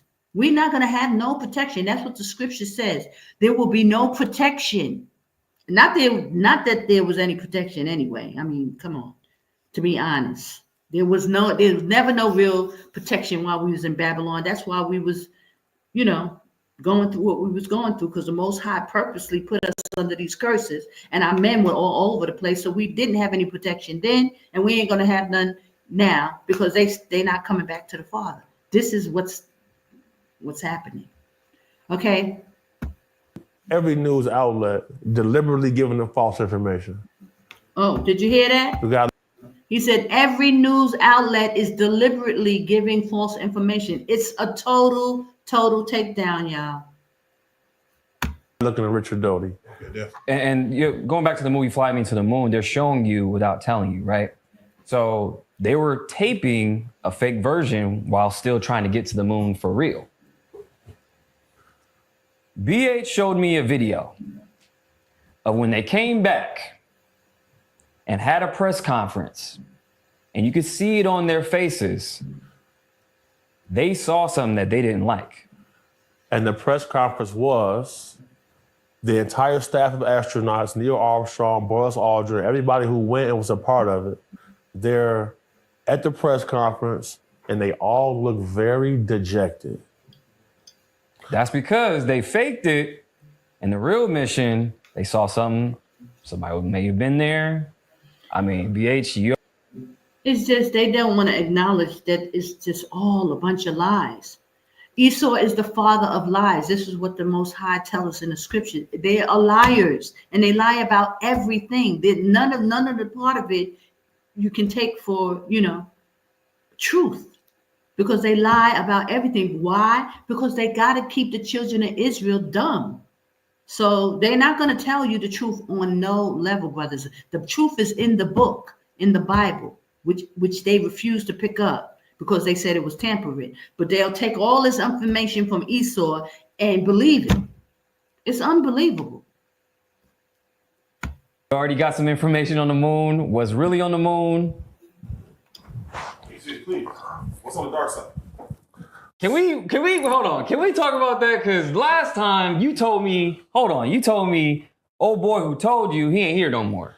Nope. And I said this in my initial No Jumper interview. Sergeant Carl Wolf, when he came to us for security, we turned the job down because it was just above our pay grade.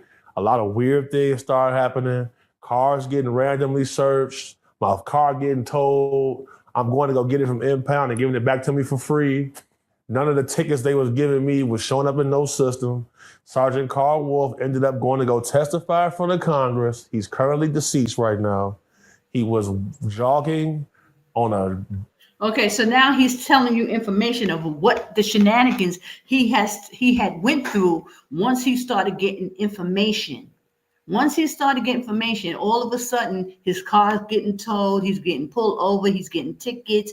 All these things start happening. As soon as any kind of information that they don't want out gets out, you'll start going through these kind of things until, they harass you so bad or you become unalived or anything. Just like with Angie Stone. When she started talking about how much money they owed her, just briefly, because the list goes on and on with these celebrities, with the foolishness, they'll go along and get along and keep their mouth shut until they start speaking up. Then they just move them out the way. And it's been going on for years, and there's no way around it, brothers and sisters. Don't deceive yourself in thinking that you can get around the wickedness of Babylon. This is why the Most High said he has to destroy that place. It's so wicked. High level wickedness, like you don't even know the level of wickedness. You wouldn't even believe it. This is how wicked Babylon is. The Babylon the Great is fallen because the Most High has decreed the judgment on the wickedness. When you read Revelation 18, when you read Jeremiah 50, 51, and these other scriptures, it's telling you how wicked Babylon is. The Most High is not playing. He's going to bring judgment. And he said, come out of her so that you don't partake in that wickedness. There's no way around it, brothers and sisters. Don't think that you could just sit there and, you know, hey, you hear these excuses. Oh, I'm trying to wake up the people. Listen, the Most High don't need you to do that. He told you what to do. He gave you instruction. Come out of her, my people. Get out. Don't, it's delusion to sit there and talk about, oh, I'm waking up brothers and sisters. You can't wake up nobody that the Most High don't want woke. It's not your job. It's not your place. Because if the Most High don't want them awakened, they will not be awakened. There's nothing that you can say that's going to trigger somebody else. Nine times out of 10, they're going to rebel against you, and they don't believe you. Because if they're not written in the book of life, if the Most High is not awakening them, it's nothing you can say or do. Now, there's the prophesying on Nineveh as a sign, but the Most High is calling who he's calling. He's calling who he's calling. And there's nothing that we can really do. You just must be obedient and just put it out there to the wind and he's going to be the one. That's why you can do it on YouTube. You could call out to the wind on YouTube. You're doing the same thing. You don't have to sit in America to do that. You can call out to the wind from another part of the world, from Jordan. You don't need to be in Babylon to do that. Because all you're doing is getting on the internet talking. You can do that anywhere. So what's the delusion in your mind of making you think that sounds like a good excuse when you know you're just talking?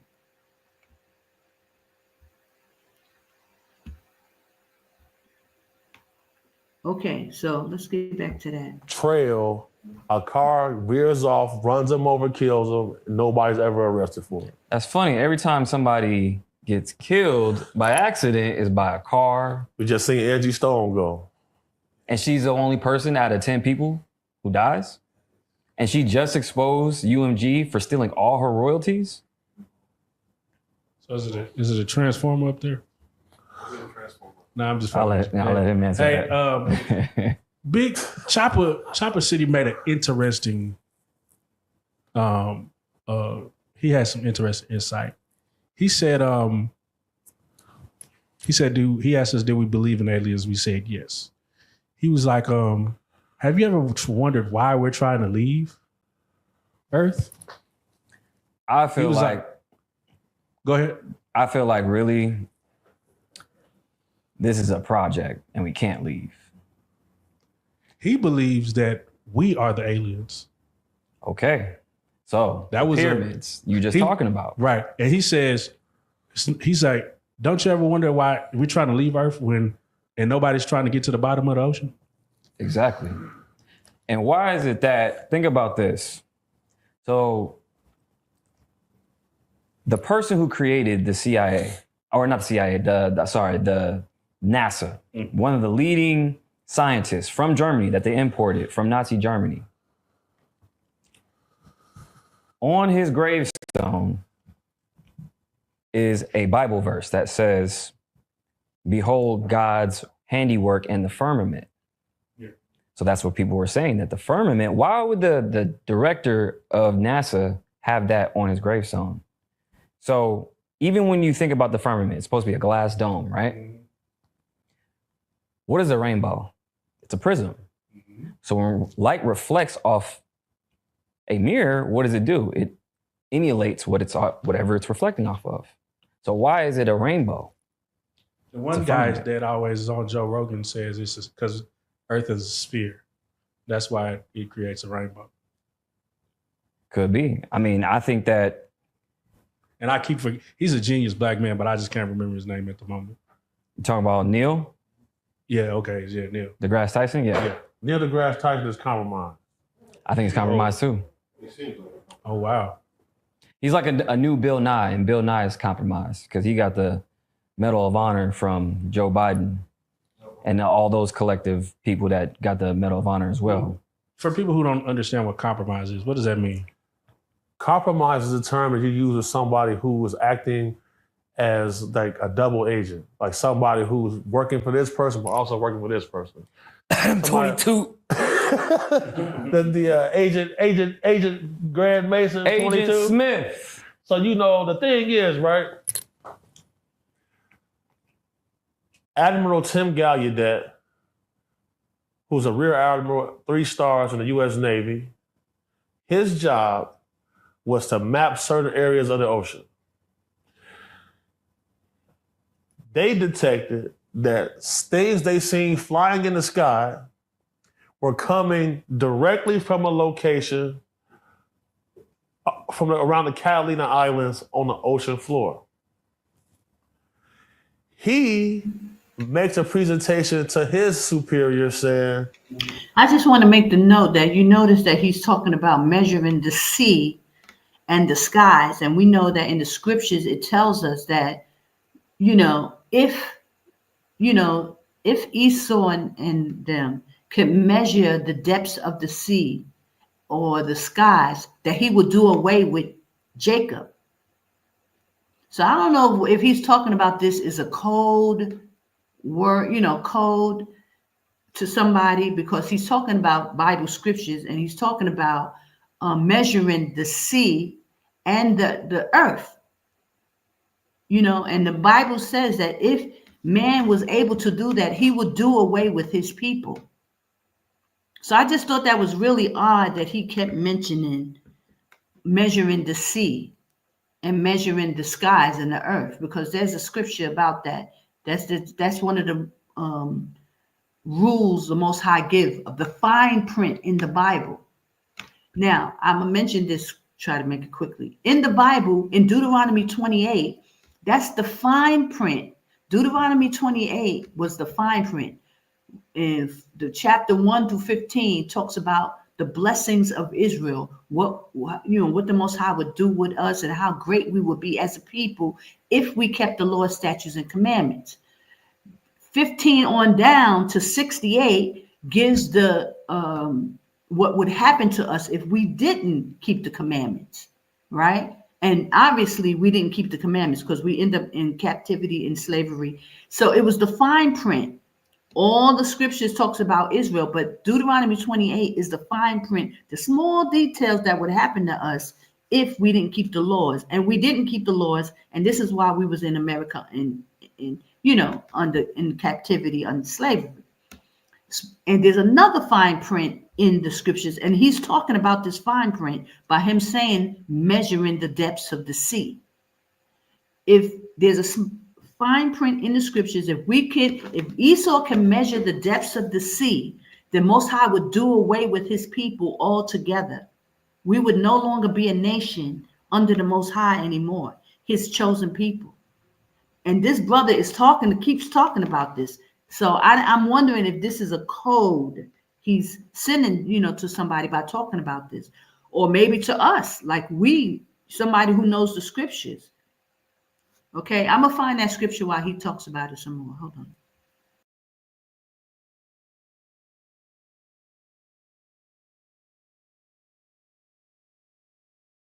They're tracking these anomalous objects from the ocean floor up to outer space and back. Okay. Somebody else is occupying our moon that is not human intelligence. Government comes out and they say, what a guy from Lockheed Martin says, we have the technology to take ET home, but we don't go. Linda Moulton Howe has a book called The Alien Harvest, where she documented cattle mutilations over a 15-year period. Luis Elizondo has a book called Imminent. In this book, he shows implants that were removed from human beings. The isotopes and the metals in these implants don't exist anywhere on Earth. Dr. Roger Lear, rest in peace, who passed from a heart attack, has a book called The Alien Implant. Mm-hmm. They're removing implants from people's bodies that are made from metals not found on Earth that are sending signals off the planet to a satellite that's not made by human beings. This is all documented, proven to be facts. They say if you want to hide something, you put it in the book. And then what did Neil say when he said they landed on the moon? What did he say when they landed? He said we were shooed away from the moon. And it rang like a bell. He said when they landed, it rang like a bell. And he said they were shooed. Well, Buzz Aldrin said they were shooed away from the moon. He said when they landed, it rang like a bell for hours. It means it's hollow. Buddhist monks have a story from 12,000 years ago where there was no moon in the sky, and they described when it was brought here by a dragon. Now, what does that sound like? I said the movies, right? So there's a little movie called Star Wars. In the movie Star Wars, what did they construct? The Death Star that looked like a moon. So could it be that they constructed a moon and brought it here from somewhere else? Think about it. It's in a perfect place. So hold on, because we talk about the firmament. We have 607 Uncle on here. He mentioned the firmament. He also mentioned there's a wall in Alaska you can't get past. So if we are in a dome,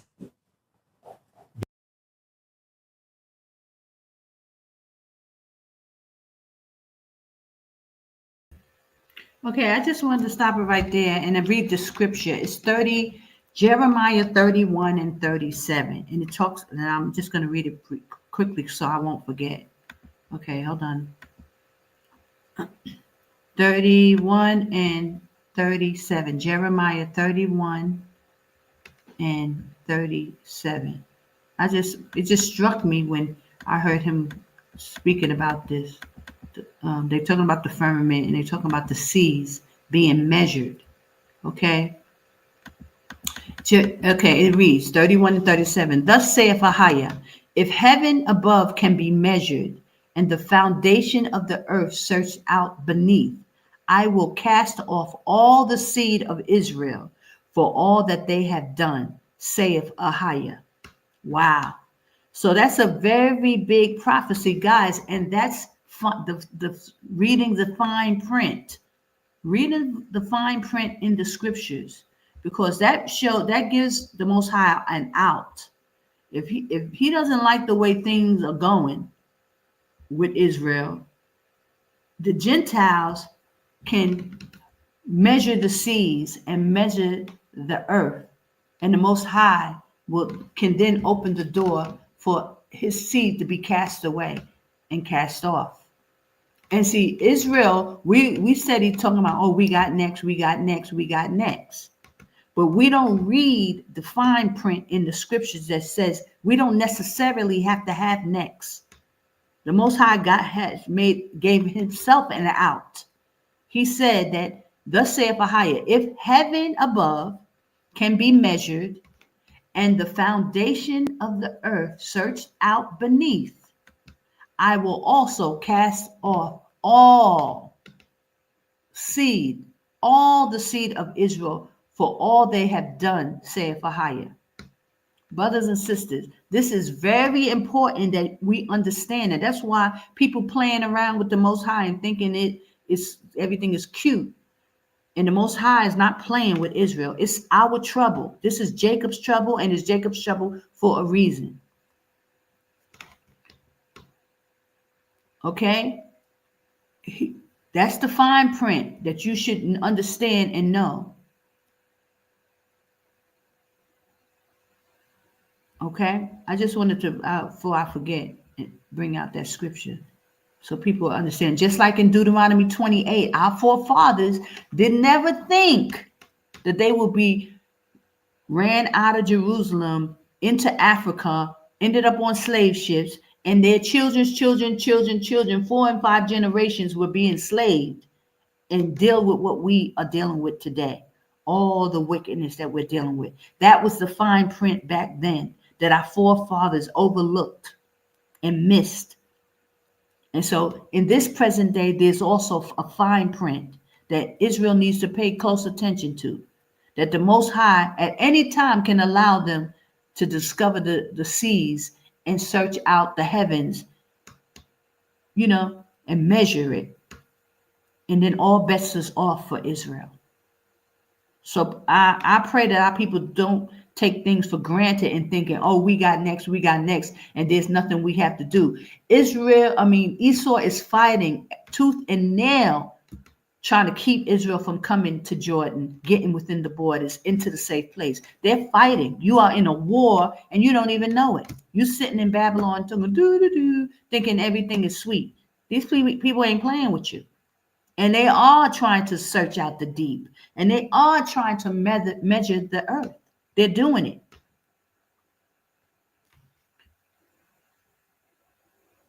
Then how is it that they can bring a moon or build a moon and put it up? Or is it just inside the dome with us? Bingo. Okay. You think the moon is 250,000 miles away when we can see the encrustments on it? Right. You can see it with the naked eye. It's 250,000 miles away. What about the sun then? Well, they're saying the sun is a lot bigger. Yeah. So nobody can directly stare into the sun. Okay. It'll burn your retina. Yeah, it'll burn your retina. So how do we know when we're basing off the physics and laws that they're telling us?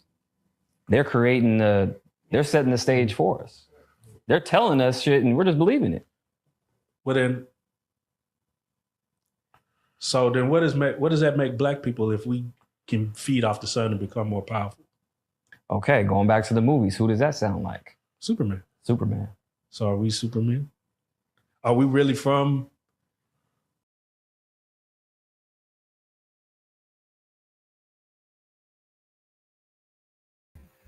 But listen, when Kanye just said he's a superhero, they were saying he's crazy for that. But now here, 40 minutes later, this guy's talking now. He's saying, "Are we superheroes?" But that's what Kanye said. He said he was a superhero, and he's the small hats are trying to take away his power with what he's should be able to do. If y'all remember, go back to the beginning of the video when the guy was talking about Kanye, and they were saying that he was crazy because he thought he think he's a superhero. But now he's saying that we are superheroes because we feed off the sun. But anyway, I'm just making this point. But you can tell that they give validity to anything that Esau puts out there. They give credibility to anything that Esau puts out. But yet he says that it's not true, that they're lying. So it's just a bunch of confusion. It's just a bunch of confusion. Babylon the Great is falling. And our brothers are intertwined and mingled in with this wickedness. And they refuse to come back to the Bible. They refuse to read the Bible because Esau told them it's tampered with. So they refuse to go into it. But they'll go into every other book and take, Esau's word for everything, knowing that he's a liar, that he's the father of lies. They still won't put it down. This planet?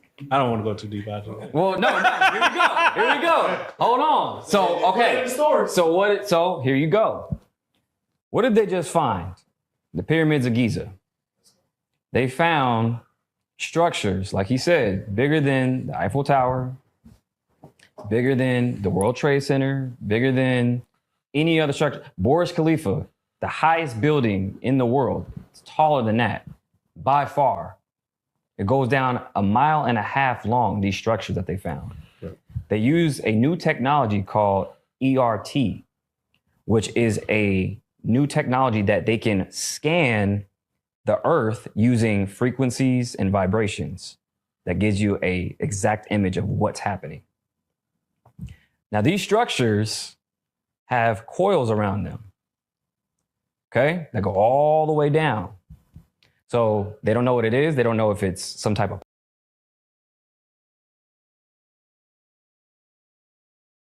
So just to throw this out there. So he's saying that they have this new technology that can. So that means they're getting closer to measuring the earth.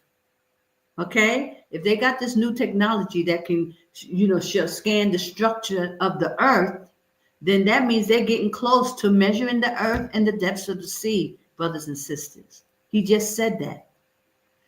Let me see if I could take that back just a little bit. Because that's deep. You're saying they got this new technology out that they can scan the earth. Deep. Hold on, let me just see if I can get that small piece back.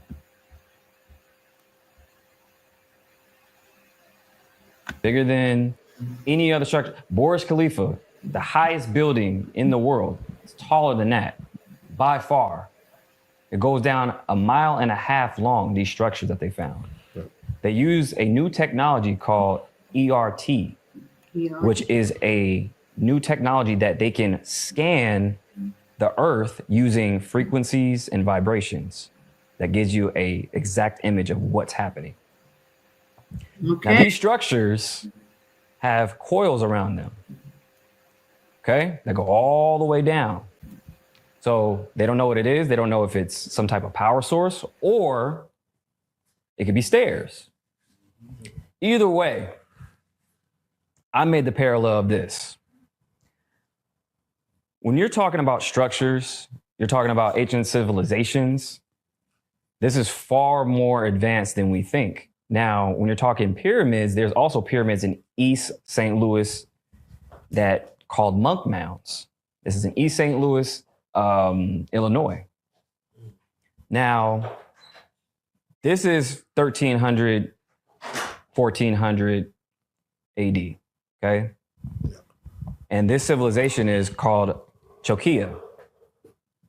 And this civilization is near the Mississippi River. What other famous river in Africa is near pyramids as well? Oh, yeah, that now. Oh, the Nile River. So what are we talking about? Are we talking about Africa being not just one continent? Are we talking about times of Mansa Musa where we dominated the earth at that time? Because there's pyramids all around the world. So these are hydroelectric conductors. This is why they're near water. So we're talking about an advanced civilization that we don't know where they came from or, you know. So let me ask before I ask the next question. How often do y'all disagree or agree with each other? Great question. We very Shaq and Kobe. That's what they call us. we call us Shaq I'm and throwing Kobe. it off the backboard. He's catching it. Yeah. For sure. We're getting the rings. Yeah, so you know, like this happened completely organically, like me and Maverick coming together like this. It's not often that I don't think we ever really disagreed. No. Yeah. Because once you got your 10,000 hours put into this topic, you know, there are a bunch of unfamiliar truths that you independently come upon, pause, and then as you begin to put the pieces together, you're like, wait a second, you figured that out too. Yeah. Right, because here's a very, very critical detail. There are pyramids on Mars. Let's go. Elon Musk recently posted a square structure that has been captured by satellite images on Mars. He says we need to send astronauts to go investigate. So 2028, those Tesla robots are going to be on a starship to go investigate that. Luis Elizondo said in his book, Imminent, imagine if you find a 747 plane inside of a pyramid. Bob Lazar is the gentleman who has been viral for years for working at Area 51, for exposing certain things about UFO technology, which is proven to be facts. He said the first crafts that they found were archaeological finds. And I asked people, like, how is it possible that the same type of technology is seen in the sky 2,000 years ago on cave paintings is still being seen today? So it gives more credence to the fact that when I hear people say firmament, to me, that means a created place, like a science lab, like a place where we're going to put all of these beings here and observe and watch. And Fast has said, why is nobody looking at the bottom of the ocean?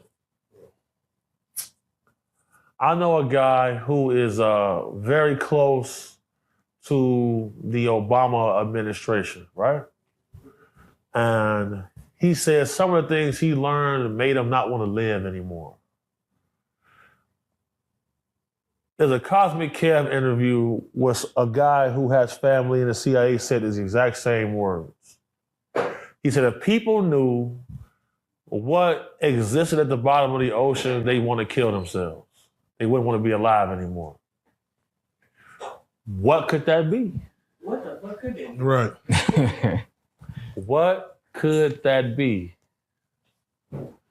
Only 5% of the ocean has been mapped. Correct.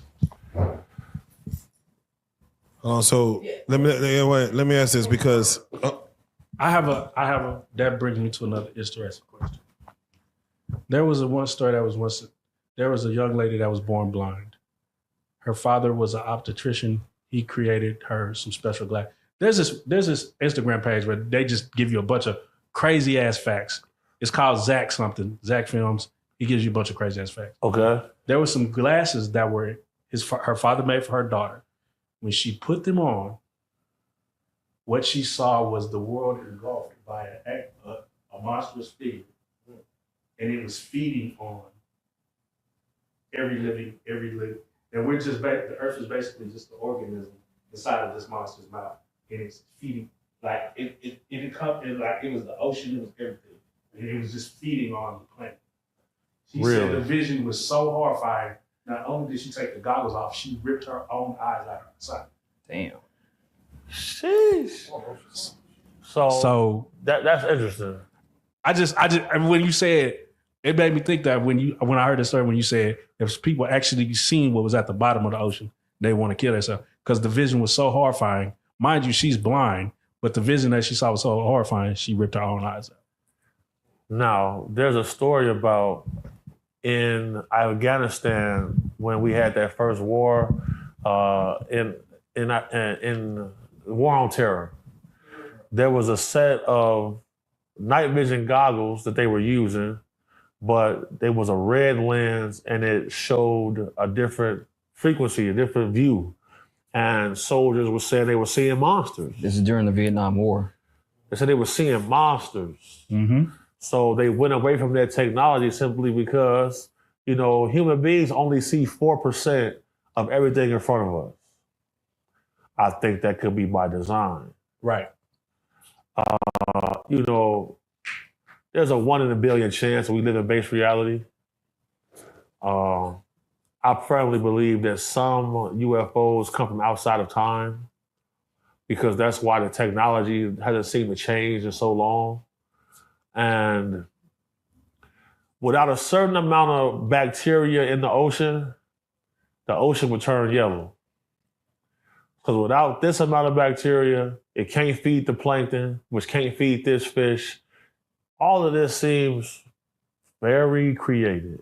And how is it that a lot of stuff is predicted, right? So the same scientist that I was talking about that helped create NASA, he wrote a book called Project Mars. In this book, he says a person named Elon is going to lead humanity to an exploration to Mars. This is all in the book. In the book. This exists.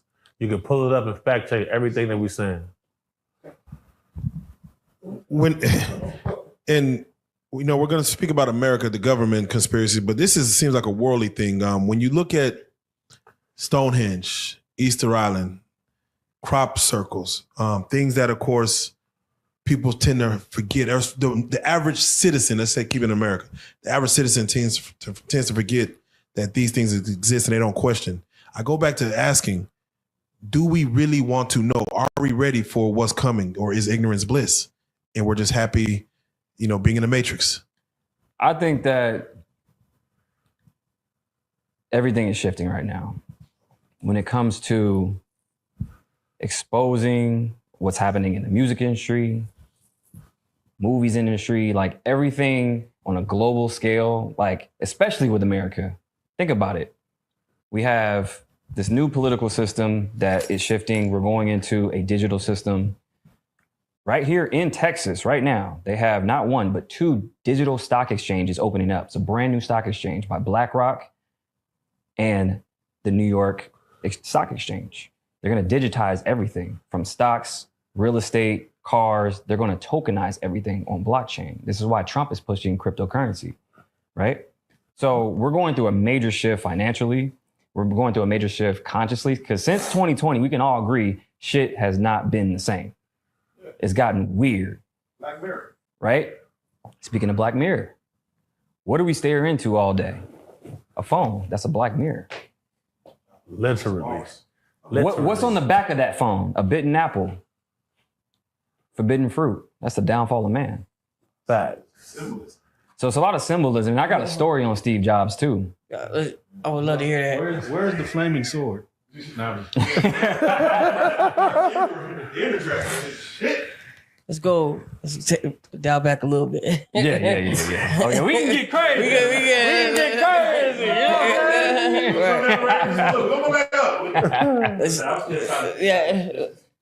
This under this ocean. But look. Let's talk about something that's happening that everybody can see. The planes crashing. What's going on? Why? All these planes out of nowhere. Okay. Retired FBI agent John D'Souza said, after they declassified the UFO files, I said this to people, we're going to start seeing planes fall out the sky. Several contracts for high-speed railways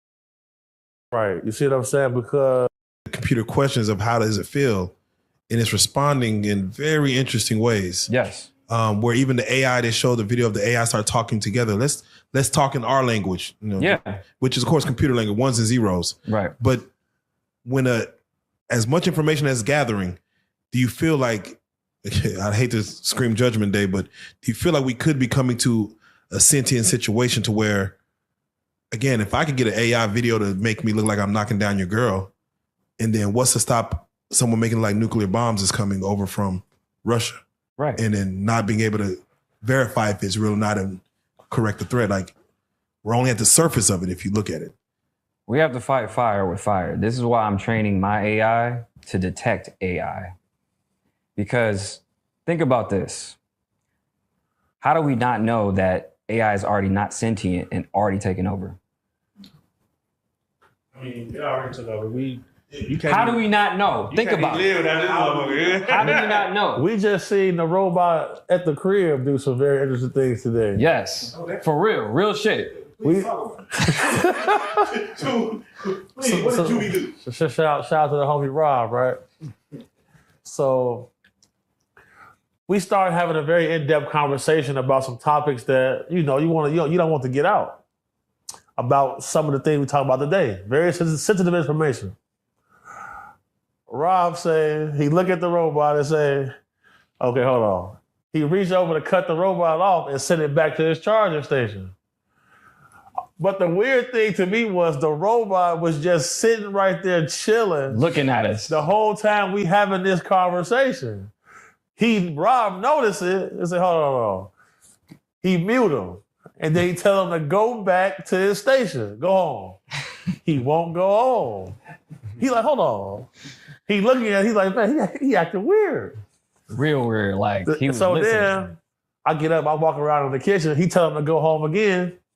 The robot goes around, come and look at me, and he just sitting there. I'm looking like, man, why are you looking at me, man? You feel me? And so then he had to restart the robot, and then it went back to his charging station. Spooky times, man. Dude, hold on. Do any of you have Alexa? I don't have Alexa. No. I don't have Siri activated. Yeah. I would be sitting up in the house and Alexa would be like, are you there? Yeah. And I'm like, the truth is, AI has already become sentient already. And here's the thing, too. Here's another thing to think about. Damn, are you there? It's crazy. If you say the name Alexa, if you say the name Siri or everything else, that means it's already listening. It's always listening. Always. So think about that. It's not just, it just clicks on when you say the name. No, it's always listening. Man, no. I said, one time I was like, Alexa. And she was like, yes. No. Whatever tone you have, it'll match it. Because I do it all the time. Like, really? when you sleep. See what I mean? Nah. See? How do we know it's not already taken over? It's already sentient, man. Yeah, we seen Terminator. We seen Matrix. You know Terminator and Matrix are the same movies, right? Yeah, the lady who created the same idea. It is a similar idea. It is. Yeah. Matrix being more of a trying to match a She biblical. in my inbox right now. Oh, damn. We got to interview her. Yeah, you got to She in my remember. inbox right now. She said some of the stuff I be talking about. She want to talk to me about it some more. Yeah, there's more to be said. We've seen video footage of robots, AI robots becoming aggressive, almost bucking at humans. In China. Yes, we've seen there was a group meeting of a bunch of CEOs or I guess execs.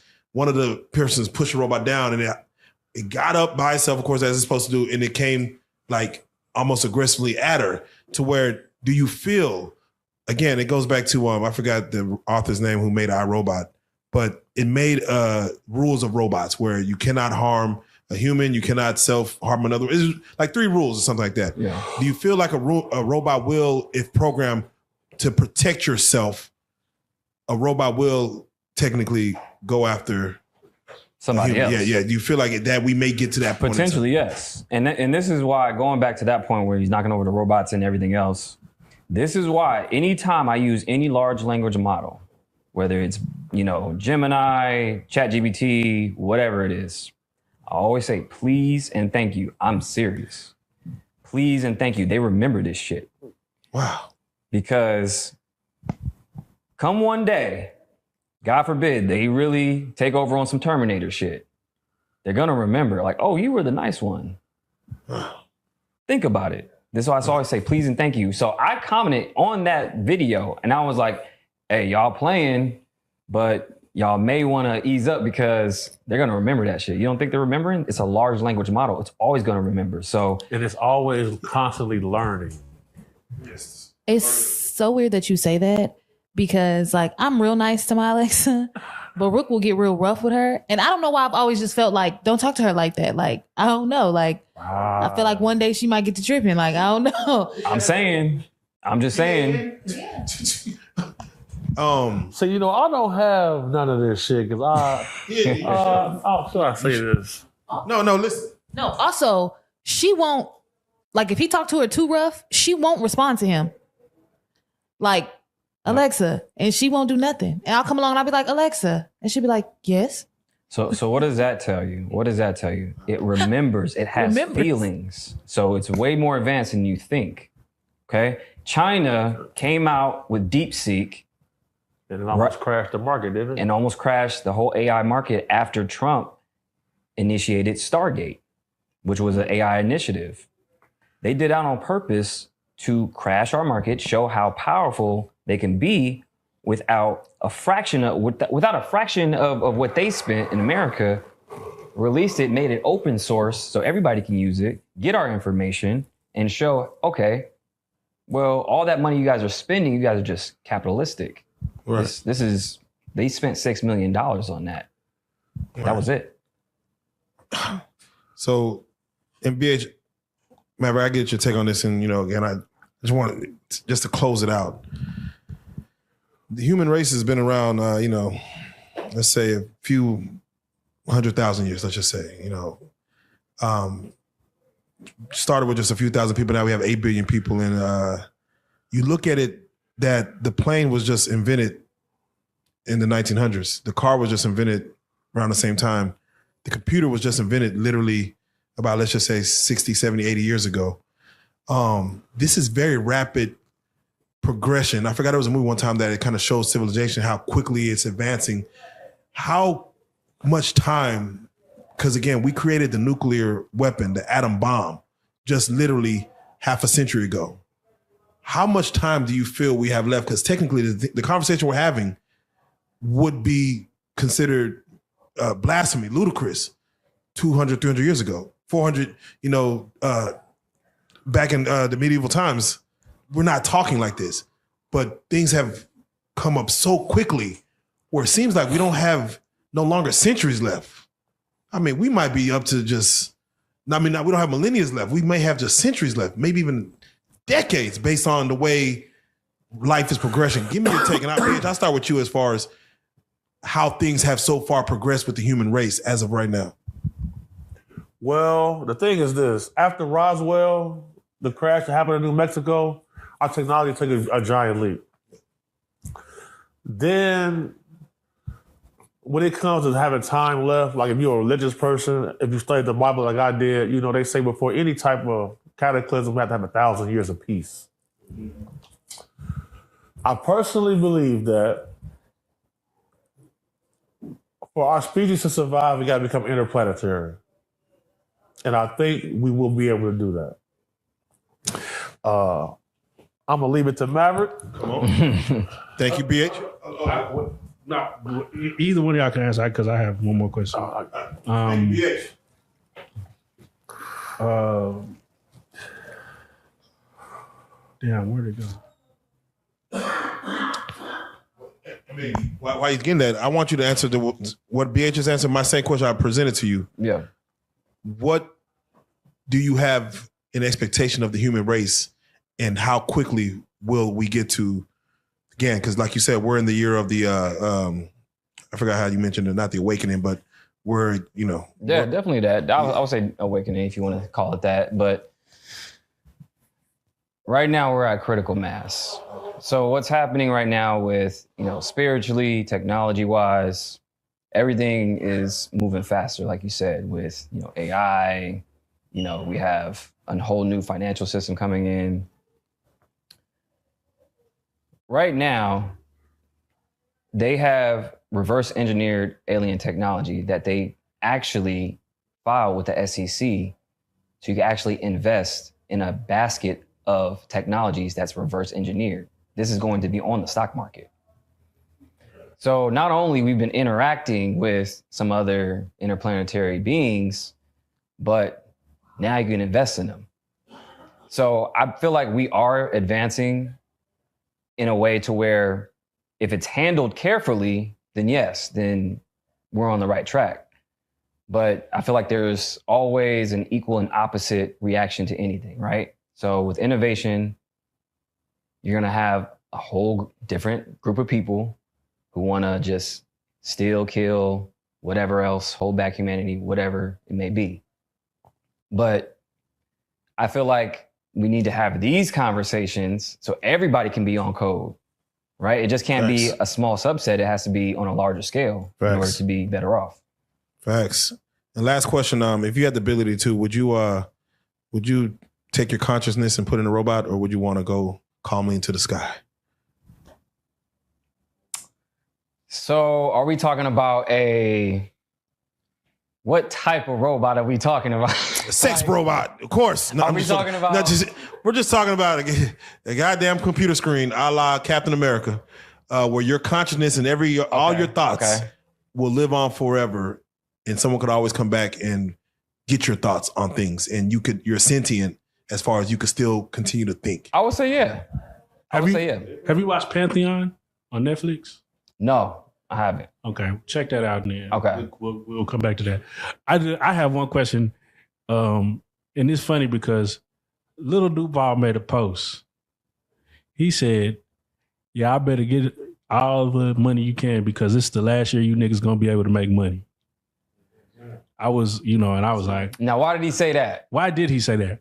Little Duval of all fucking Okay, so he may put off to be, who he is, but he knows more than what he's saying. So he's talking about, I think, he's talking about the job market and AI. Of course. Okay, so in the next 12 months, AI is going to affect over 80 million jobs. Correct. Okay, automation. I did a video on my Instagram to where it showed thousands and Okay, so y'all heard what he just said. He said, Little Duval said, y'all better get what you can, basically, because this is going to be the last year that y'all able to make money.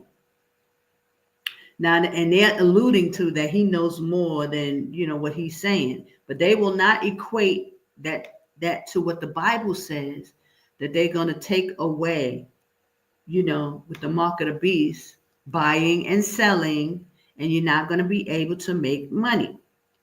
Okay. Now I just, last couple of weeks was telling y'all about the calendar, how it's lining up, and that 3.5 years we are here at it. Give some months, I equated it when I saw that clock in Times Square 7 years ago, or was it like 3.5 years ago, 4 years ago, it could be off some months. But basically, we are right here. So here it is again. Someone, now, who's this Little Duval? I don't know, but maybe he knows something that, we're not privy. He's privy to information that we're not privy to. And he's basically saying, y'all better do what y'all can, because this is going to be the last year that you're going to be able to make money. That's interesting. And I just really want to bring that out. Brothers and sisters, that clock, the calendar is lining up, and we're here at that point, that 3.5 years. I'm telling you, give or take a few months, maybe off, but we're right here. We're going into that 3.5 year period that speaks of in Daniel, a time and a half of time, where there will be no buying and selling. They're going to take away the food and water, and you are not going to be able to buy and sell. The scriptures talks about this. We are here. And this is why the Most High said, come out of her, my people. Get out of Babylon. Get out, get out, get out. Jordan is the safe place. These people, if you're awake and you have eyes to see and ears to hear, you don't need to hear people like this tell you that. But sometimes our people just need to hear it from other sources, so that way You know, you can confirm it in the spiritual realm.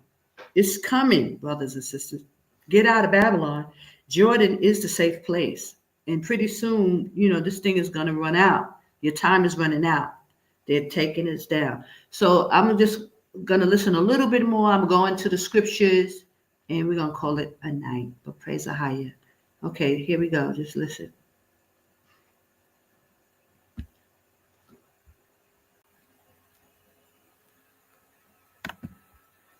Oh no. Okay, yeah. Oh, wait a minute. Oh, it looks like it. Oh, I did it again. Oh my gosh.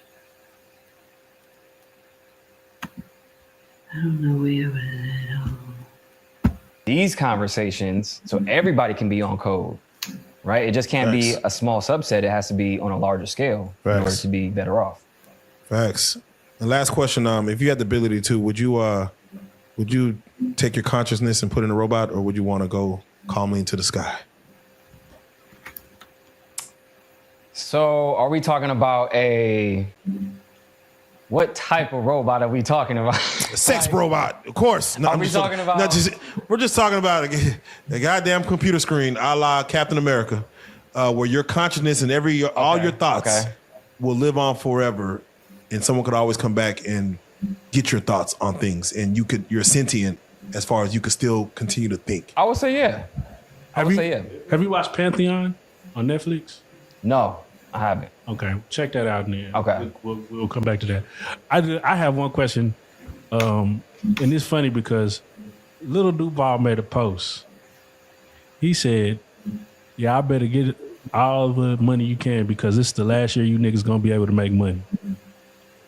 I was, and I was like, now why did he say that? Why did he say that? Little Duval of all fucking Okay, so he may put off to be, who he is, but he knows more than what he's saying. So he's talking about, I think, he's talking about the job market and AI. Of course. Okay, so in the next 12 months, AI is gonna affect over 80 million jobs. Correct. Okay, automation. I did a video on my Instagram to where it showed thousands and thousands of stores closing. He said in the next couple of months. The major box retailers, they're closing by the thousands, right? So when it comes to automation, if you're not reskilling, you will be left behind. So there's gonna be a lot of jobs being taken. I've seen Amazon warehouses being fully automated. I've seen China factories called dark factories, to where it's robots building other robots in a dark factory because they don't need light, obviously, and they want to cut off the lights to save money. Why would the human race cripple itself in this manner to where the wealth gap would be so large that it would basically throw some humans into a place of like anarchy? Good question. I feel like it's always been like that. We always had, kings and then peasants. We always had, the rich versus poor and whatnot. So it's a small group of people who own most of the wealth and the power. So again, if we're not careful, these people are going to continue to reign.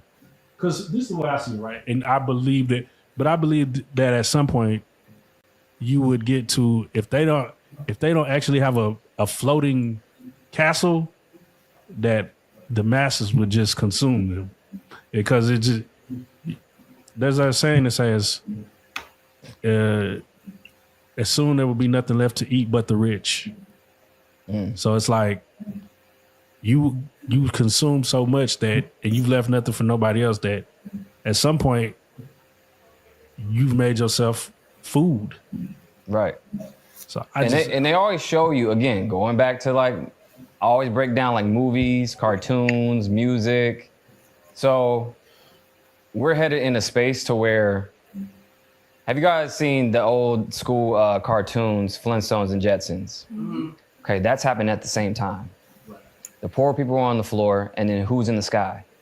The rich people. Okay, so same thing with Demolition Man. Who's underground? The poor people. Who's above ground? All the rich people.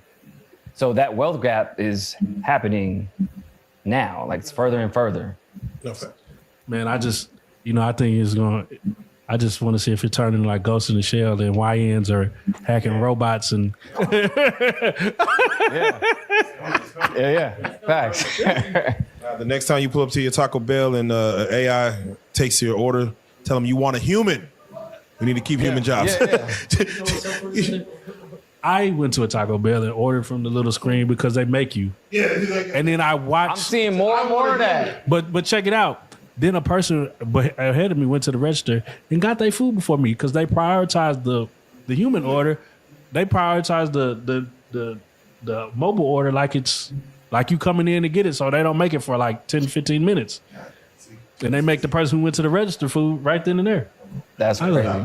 Yeah. With that being said, Maverick, for those who want to, again, follow the platform, tell them what the platform is, how often are you on, and exactly what they're about to get into when they come to it. Yeah, so Maverick Approach on Instagram, maverickapproach.com. That's my website. You can go there, get all your stuff there. And also on YouTube, you can type in Maverick Approach. TikTok is Mav Approach. On X is Mav Approach. And yeah, you can check me out there. Me and BH got a show coming out, so watch out for that. That's going to be big. So yeah, we working. I love it, man. And you're not a conspiracy theorist, but you're coincidence specialist. Let's go. You already know what time it is, man. We got him in the building, man. The Maverick Approach. Big homie just walked off. Shout out to CC. And we got to say it, man. Y'all both are some real life street stars.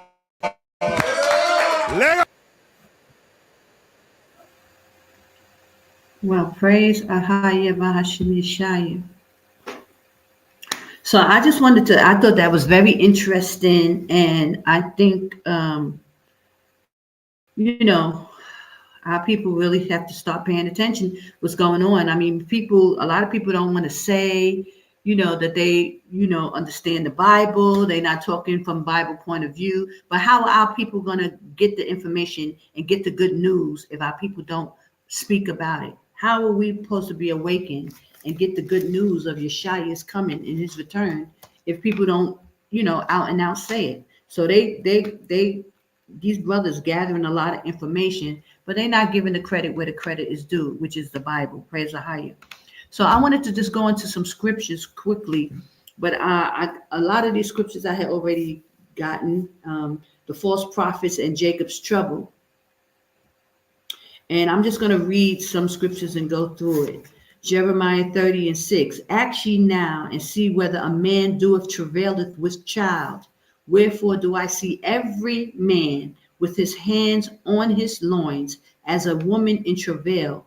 All faces are turned into paleness. So the Bible is just telling us about our men, our brothers. They are afraid. They see things are coming. They know what's happening, and they don't know what to do or how to respond. And instead of coming out of Babylon, America, like the Bible tells us to, they rather sit here. They got YouTube videos. They making all kind of, coming up with information, but they're not really responding how the Most High is telling them, to respond. So that's why the information is skewed. They're not moving. A lot of these brothers, because they've been in prison, they not have access to their passports. They can't make a move. So in that regards, they don't even want to talk about fleeing because they're not going nowhere. Just all kind of things is going on, and is responsible for Jacob sitting still in Babylon as it's about to be destroyed. It's a lot of it, and a lot of people have turned the cheek. They've went to the other side. And that's why I want to go into the war of the Jews in the book of Josephus, because nothing new under the sun, what was will be, and it's Ecclesiastes 1:9 tells us. And so we see it. Jeremiah 30:7 says, at last, for the day is great, so that none is like it. It is even time of Jacob's trouble, but he shall be saved out of it. Now, does that mean everybody's going to be saved? No, not at all. It means those that are written in the book of life, and nobody is saved until the very end. So you have to make it to the end. That means you have to come out of Babylon if you're in America and get within the borders, so that you can make it. Because if you stay in Babylon, you won't make it. And that's just scripture. And, but people tend to think just because we're Israel that we're all going to make it. And that's not true. Don't deceive yourself. It's delusional to think that way when the Most High tells you that you must come out of her, my people. Daniel 12:1, it says, and at the time shall Michael stand up, the great prince, which standeth for the children of thy people, and there shall be a time of trouble, such as never was since there was a nation, even until the same time. And at that time thy people shall be delivered, every one that shall be found written in the book. So now it's saying the same thing. That's good precept, but it's being more clear. It specifies only those who are found that's written in the book. So everybody is not going to be saved. Everybody is not going to make it. And for people who's sitting around waiting for like a big movement, a big, exodus and all that stuff, it's not going to happen that way. The Most High said, one from a city, two from a family. It's not going to happen the way people would like it to happen, and so that they can see it and be able to make a move. It's not going to happen that way. Isaiah 26:20 says, come, my people, enter thou into thy chambers, and shut the doors about thee. Hide thyself as it were for a little moment, until the indignation be overpassed. So the Most High, another way of saying, come out of my people, get within the holy place, get within the secret place, get within in his borders, where he tells that he will protect those found within his border. That's 2 Ezra 9:13. Okay, Matthew 24:21 says, for then shall be great tribulation, such as was not since the beginning of the world to this time, nor ever shall be. So again, this is the third scripture telling you about Jacob's trouble, that it's going to be a time like no other time, will be. And it says 22, and except those days be shortened, there shall be no flesh saved. But for the elect's sake, those days shall be shortened. Praise AHAYAH, that he's given us an out. He's saying that if it wasn't for the Most High starting to short the days and have them run out of time, that they can't complete what it is that they're trying to do, there will be no flesh saved. But he's sparing his people, Jacob. He's sparing his people, and he's giving them time to get out of Babylon, get within the borders, and those that he will protect. It says 23, and if any man shall say unto you, lo, here is Christ, or there, believe it not. Okay, because Christ is coming. Every eye will see Christ come. He's not here in the desert. He's not, in the Middle East right now. He's not come yet, but he will come. And it says every eye shall see him. So you don't have to believe that he's in the desert somewhere, because of Christ, Most High and Christ said that he's not going to be in the desert hiding. Now, the scriptures in Isaiah 63 says, who is that who's coming from Edom? So he will come into the Middle East, North Africa. This is where he will be. He will come. And why he will come is because the children of Israel will be here dwelling safely, within the borders without tents or walls. And that's in Ezekiel 38. Just read that chapter. Ezekiel 38 tells you we will be on the sides of Israel, which is Jordan is on the side of Israel, and we will dwell there safely, and they will think to come up against us. And then Christ, who will eventually come to Eden, he will take them down. But, there's a process that it doesn't happen right away. America will already be destroyed at that point. So, you have to know the time frame in which the scriptures is talking about. Okay, there shall also arise false Christs and false prophets, and shall so show great signs and wonders, in so much that if it were possible, they shall deceive the very elect. And this is what I'm talking about. It's happening right now. It's happening right before our eyes. The Most High, told us, Yashaya told us in Matthew 24, that there will be false prophets and people telling you things and showing you great wonders. And this is what I've been talking about with the Hebrew Israelite community, showing you great wonders and making you showing you the name of the Most High and all these things, which will keep you still thinking that, you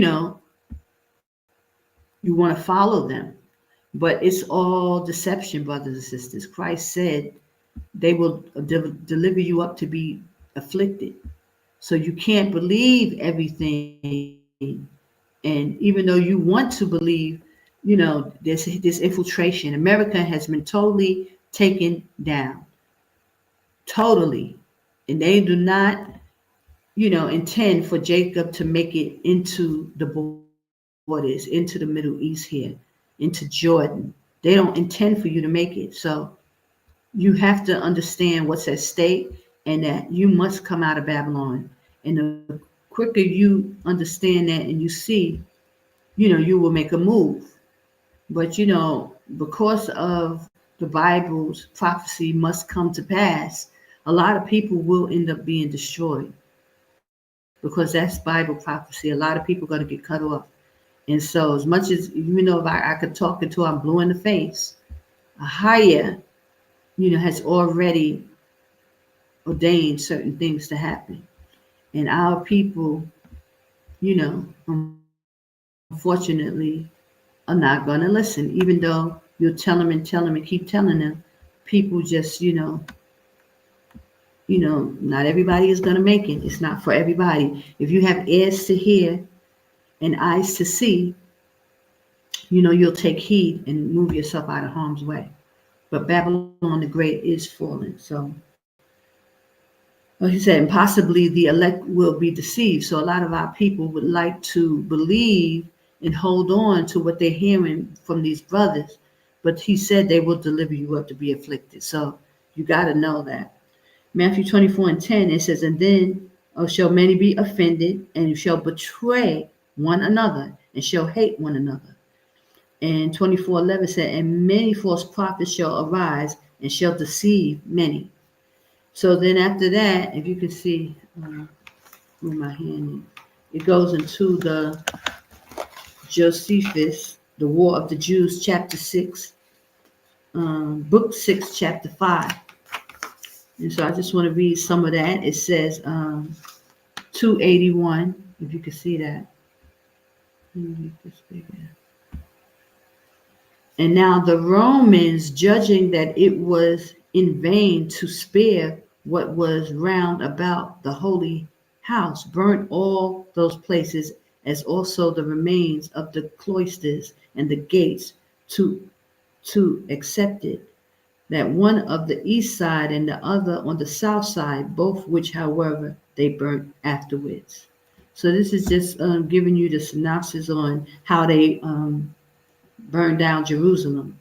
They also burnt down the treasury chambers, in which was an immense quantity of money and an immense number of garments and other precious goods there reposited.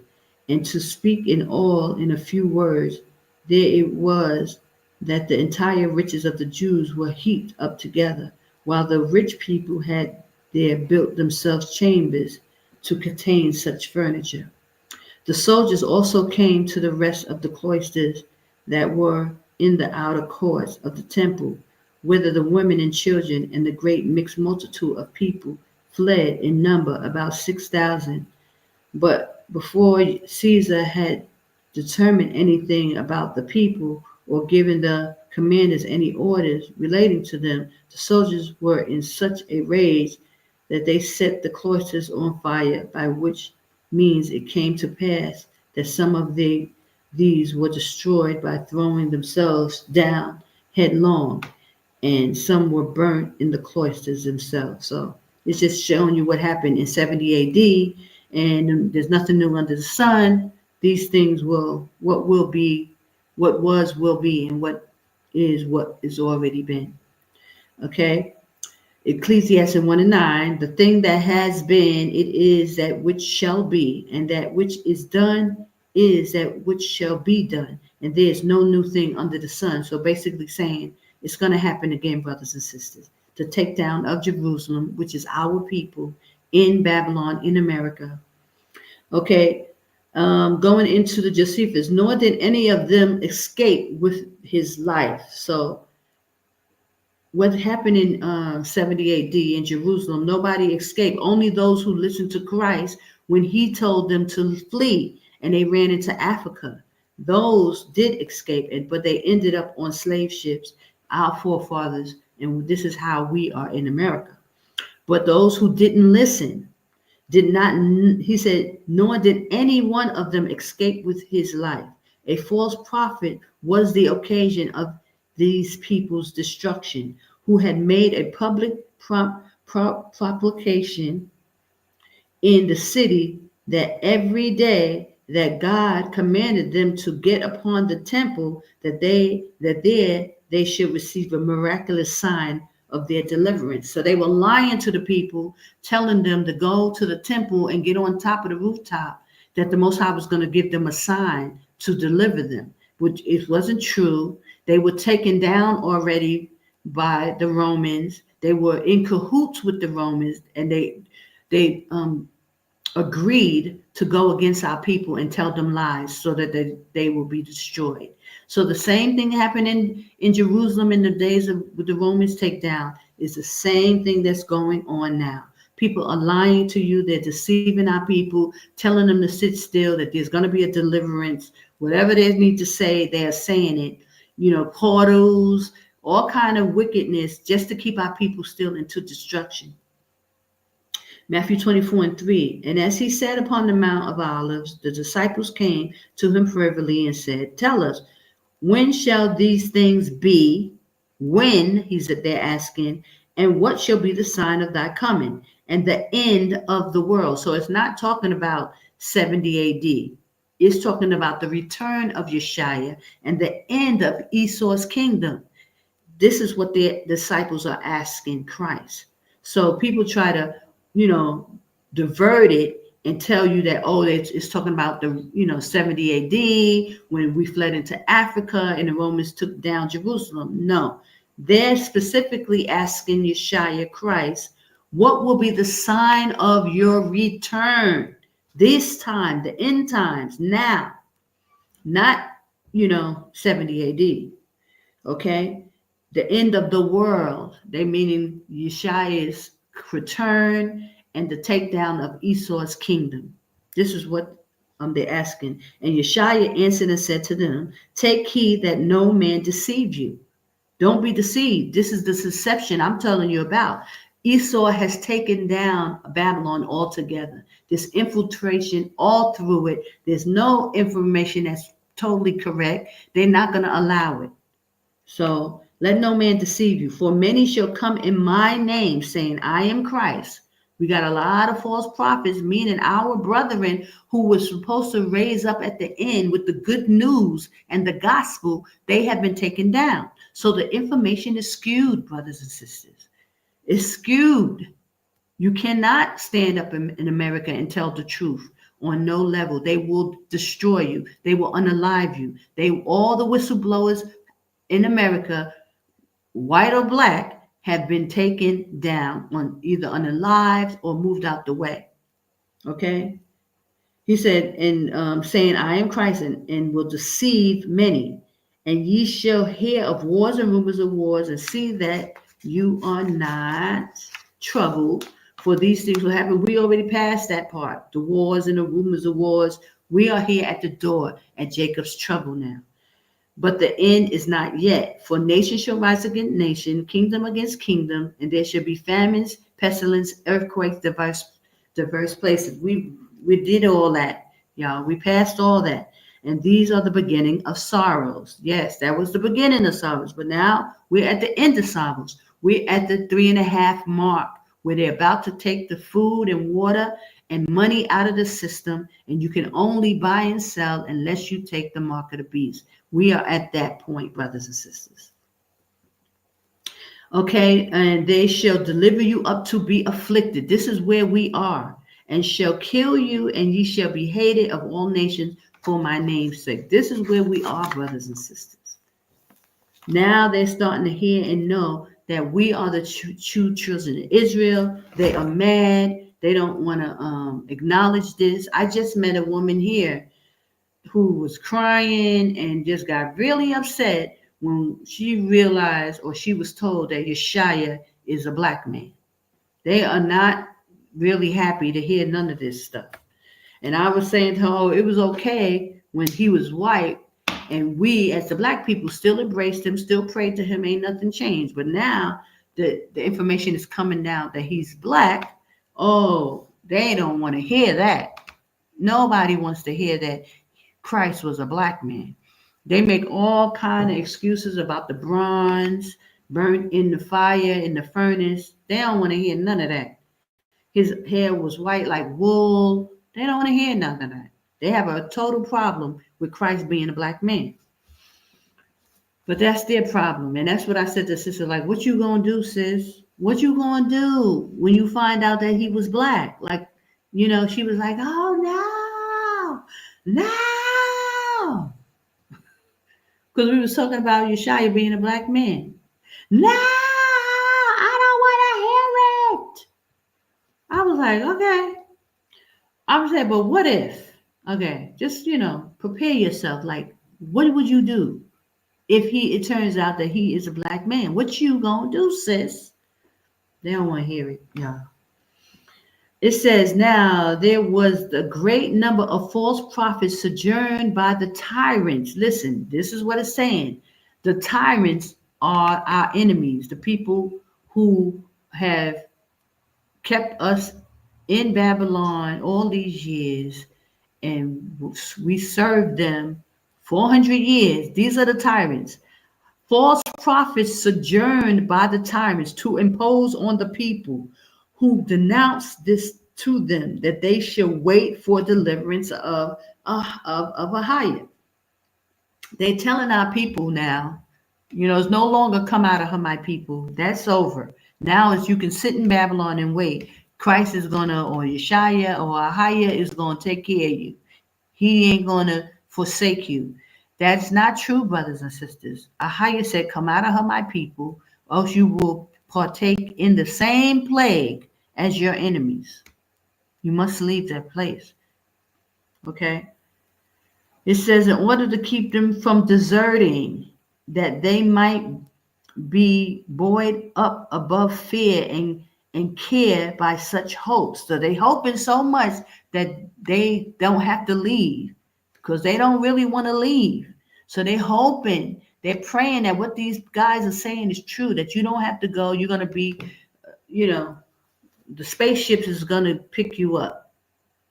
All this stuff that Most High said is not going to happen in Babylon. Babylon will be destroyed. And if you don't come out of her, you're going to be destroyed there too. And you won't receive salvation. You're not going to be flued up into a cloud or nothing like that. It's not going to happen, brothers and sisters. Get out.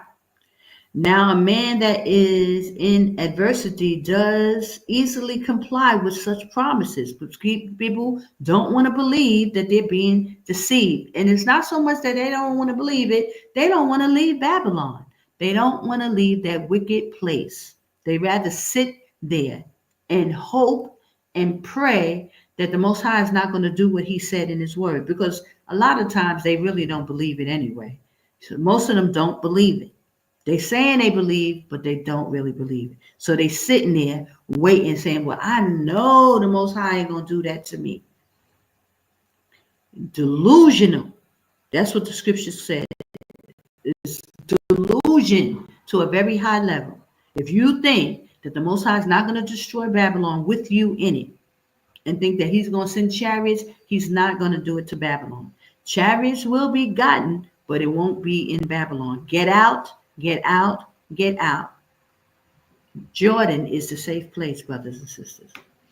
For when such a seducer makes him believe that he will be delivered from those miseries, which oppress him, then it is that the patient is full of hopes of such his deliverance. This is the war of the Jews in the book of Josephus, letting you know that it's a false hope. Do not believe that you're going to be delivered in Babylon. It's a false hope, brothers and sisters. Most High set the decree, come out of her, my people. You got to leave. And it's coming down the pipe.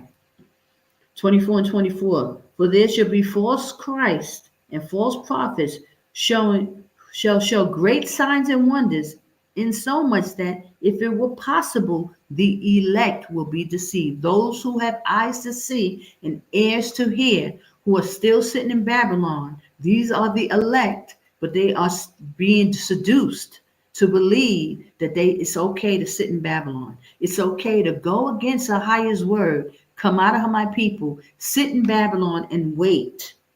Like there's going to be a mass exodus. It's not going to happen, brothers and sisters.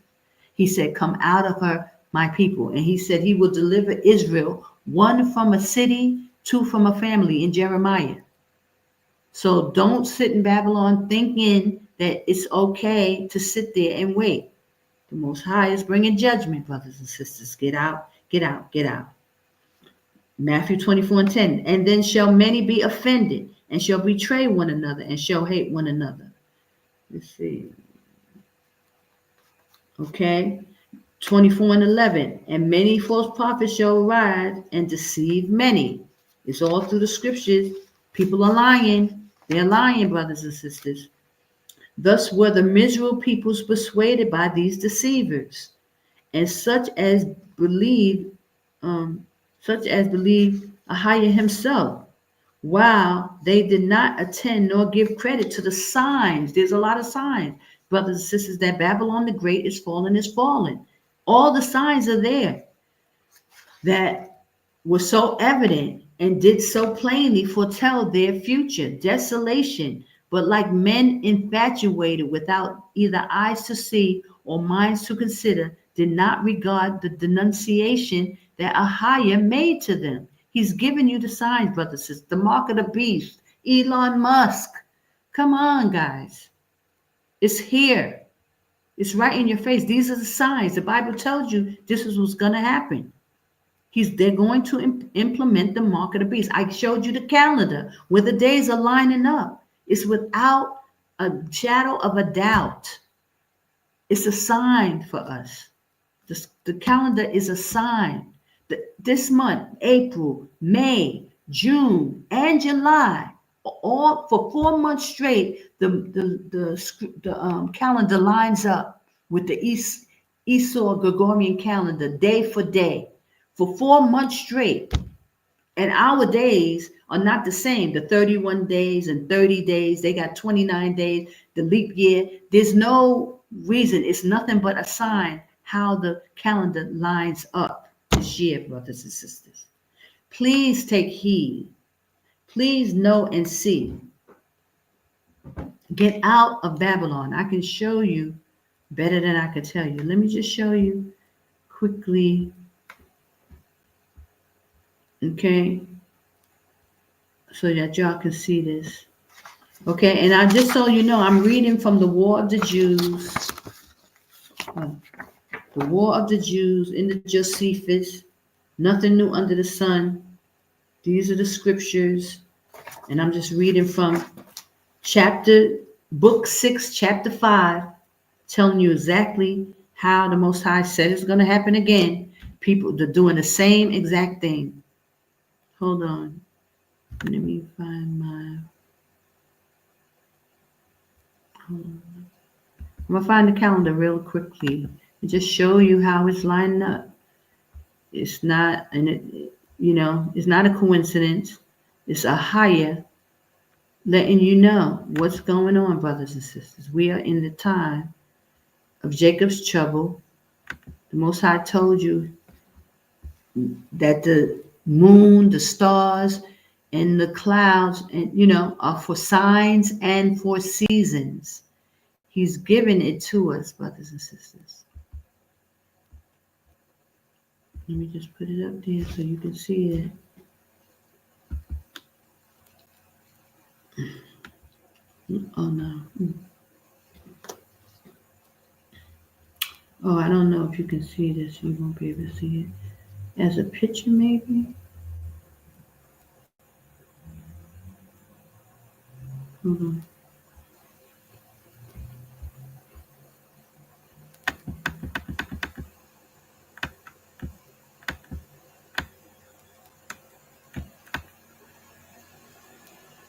Okay, let me see if you can see this. Hold on. Just to get a glimpse of it. If I hope it comes up because I didn't put it on the.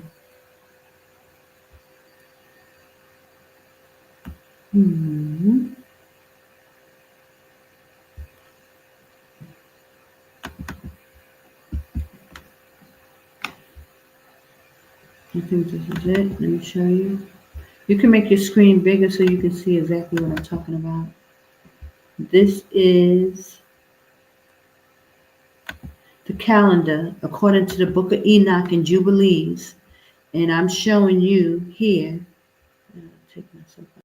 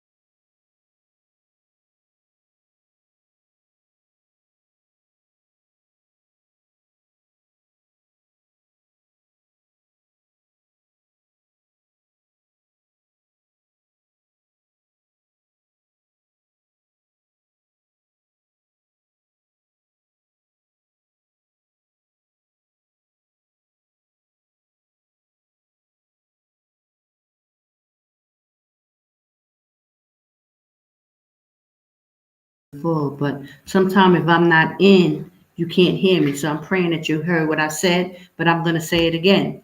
This is the calendar. Next month, 8 is May. We have a holy convocation. It's the Feast of Pentecost, the Feast of Weeks. Okay, they're together in one day, and it's a double Sabbath. We have the regular Saturday Sabbath, our holy day, our holy convocation, but then the 50th day is a Sunday. The next day is a holy day. It's a double Sabbath according to the scriptures. The Most High has built his calendar around double Sabbaths. That is the secret of the times. That's what he showed to Moses in Mount Sinai. He showed it to Ezra. He showed Abraham. He showed Noah. Our forefathers knew the secrets of the times, that we had double Sabbaths according to his calendar. So we have the regular Saturday Sabbath, which is a holy day, and the next day, Sunday, is a holy day too. It's double Sabbath. We had that in the Feast of Tabernacles, double Sabbaths. I'll show you. We have it in the Feast of Dedication, 2 double Sabbaths back to back. Feast of Tabernacles back to back. The Feast of Trumpets is a double Sabbath, back to back, Saturday and Sunday. So the Jewish people were not on the correct calendar. They just had the Saturday Sabbath because they know that was our holy day. But the secret of the times give us double Sabbaths, just like the Feast of Weeks. We have double Sabbaths throughout our calendars the whole year, and I'll show you. Okay, so here is May. You see how the calendar is lining up? Just the same, 1, 1, 4, 4, 5, 5, 6, 6. It's double. I mean, we have caught up with Esau's calendar, and we're going to surpass the calendar, and that's going to show we coming into our dominion. Jacob has held on to Esau's heel, and it's going to go from one kingdom to the next without a break. That's the sign that's being shown here with this calendar. Okay, hold on. Let me just continue. So that's May. Okay, April lines up, May lines up. Let's go to the next one. June, it lines up again. And we also have a double Sabbath. The first day is the changing of the seasons. The 4th month is the change of the season coming into summer. It starts the summer season. This is the change of the season. It's a high holy day for us. It's a double Sabbath. We have the regular Saturday Sabbath, and we have the Sunday. The next day, 1st of June, will be a high holy day, a holy convocation. We keep it as a Sabbath. Double Sabbaths throughout our calendar. And again, look how the calendar is lining up. In June, it lines up again. We got April, we got May, we got June. Now we're going to go down to July. And it lines up again in July, brothers and sisters. This is a sign. The Most High is showing us a sign. This is the secrets of the time. We are coming into our holy days. We're coming into our holy days, brothers and sisters. In August, then it shifts off. This is August, and you can see it shifts off. Now it's 1, 2. So now we're ahead of the Gregorian. We've been behind the Gregorian in numbers all this time. Now we're ahead. Okay? Now here, I'm going to show you September. Just so you can see again, here we have a double Sabbath. If you can see my pointer, that yellow is a double Sabbath. That's the Feast of Trumpets. The memorial of blowing of the trumpets is always on a Sunday. It's always a double Shabbat. Okay? So we have like so many Sabbaths in the month of September. It's the 7th month. It's a very high holy month. You know, the Most High do things according to sevens. So 7th month, we have so many holy days. We have the regular Saturday Sabbath, and then that Sunday is the Feast of Trumpets. It's a double Sabbath. Okay? Then on the 9th day on the 7th month at even, we go into the Day of Atonement. It's always on a Tuesday. It's a set time. It's a double. No, it's no double Sabbath. It's just a Sabbath. It's on a Tuesday every year.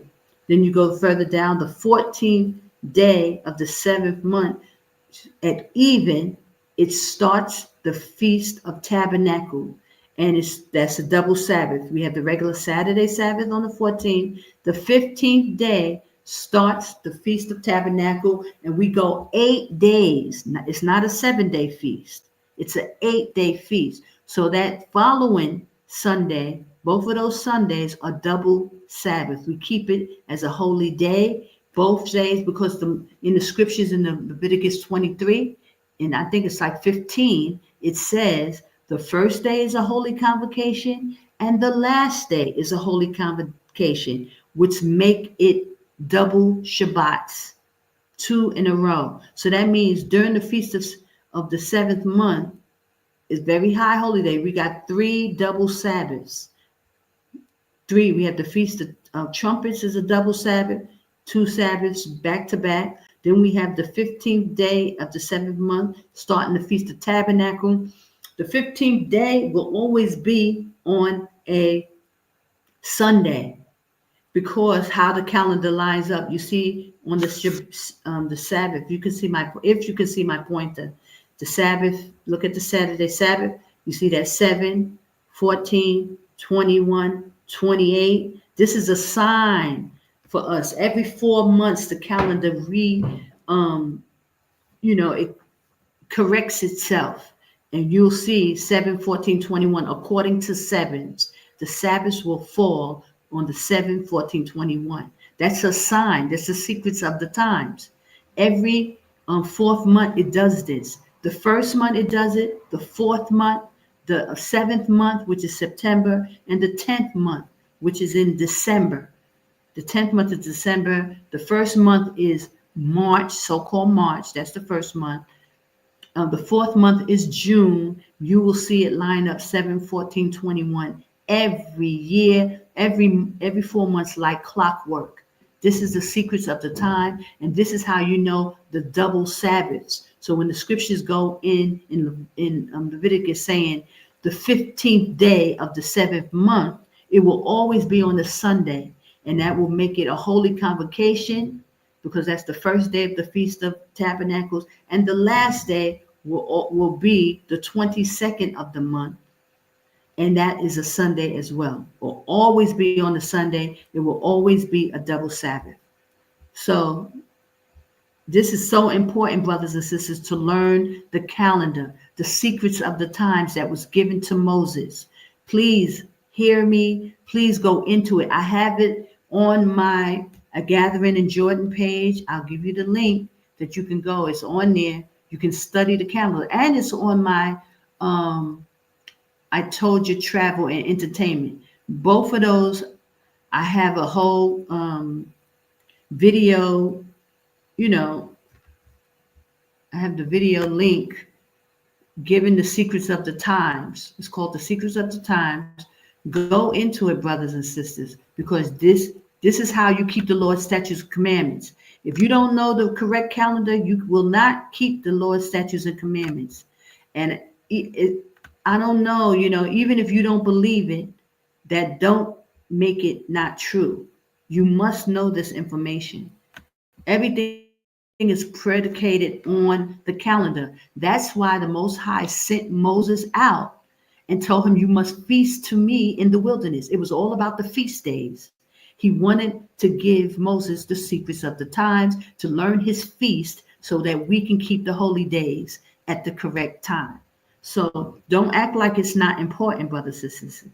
He's bringing us out again, come out into the wilderness the second time, just like he did with Moses, to teach us the holy days, to learn to feast unto him, to give us the correct calendar.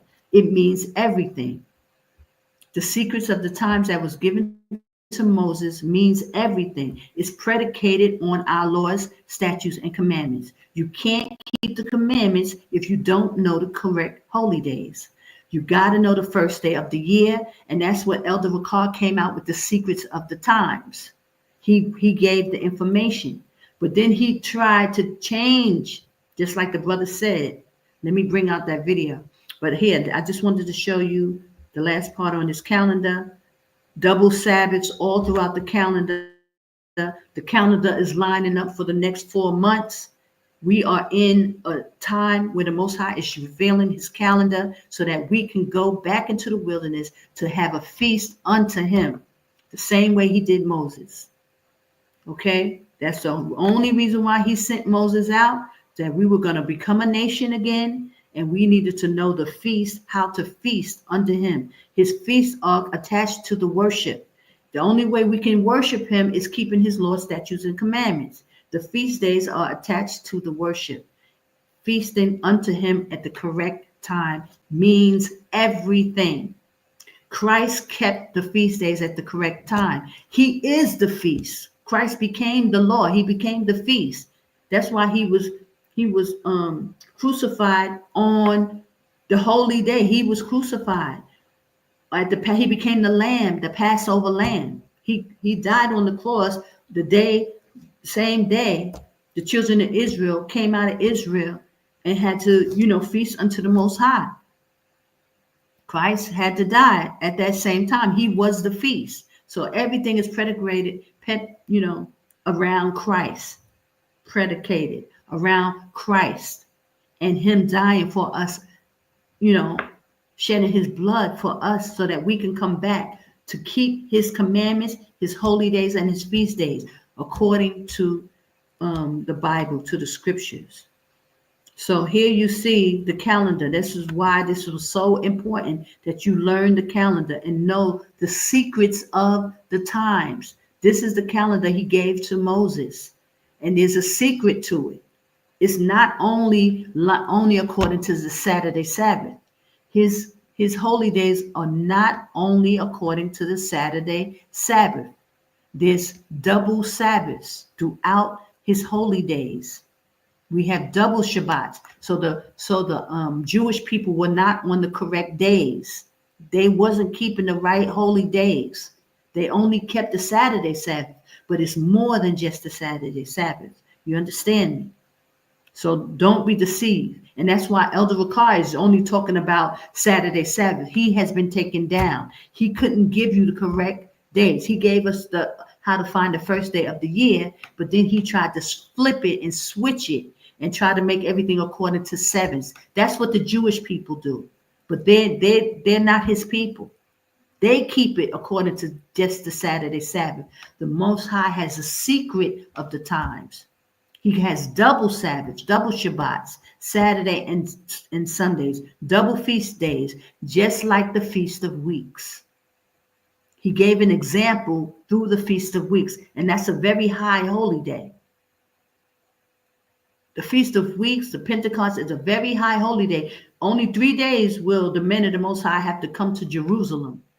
And that's the Feast of Weeks is one of them, the Passover and the Feast of Tabernacles. And all of those are double Shabbats. So you must know that. They're all the double Shabbats.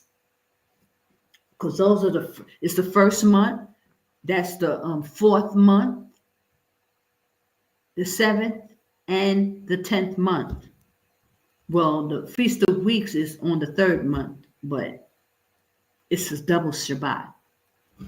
Okay, so y'all need to understand that. Please go to my page and get the information on how to find the first day of the year, which Elder Ricard did the video Secrets of the Times, and also how to put the calendar together so you know how the holy days line up, because Elder Ricard didn't give all the correct information because he's taken down. Okay, he gave most of it, but he didn't give it all because they thought to change times and law, and they thought that the Most High wasn't going to reveal this information, but he did. Praise AHAYAH Bahashem Yashaya. So hold on, let me just give you my link to my page so that you can find it, brothers and sisters. That calendar is very important. That's the only reason why we are coming out a second time to go into the wilderness, to worship AHAYAH, to feast unto him. Okay?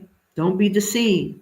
That's the only reason why he's bringing us back into this wilderness. He's going to purge us, and he's going to prepare us for his holy days.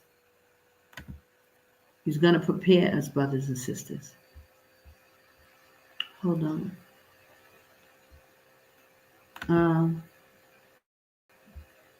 A lot of people, they don't want to hear this information. They don't want to know what's going on. But you want to need, this is the good news that Christ said that he would bring out throughout the four corners of the earth. This is the good news. He's calling his people back. Praise AHAYAH. Let me see. It's not here. Dang, I thought I put it up. Let me go to the other page.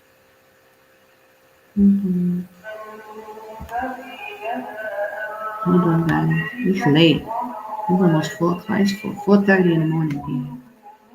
Woo! Hold on. Give me a second. I'm gonna give you this and then I'm gonna go. Praise AHAYAH Bahashim Yashaya. Let me just give you the link to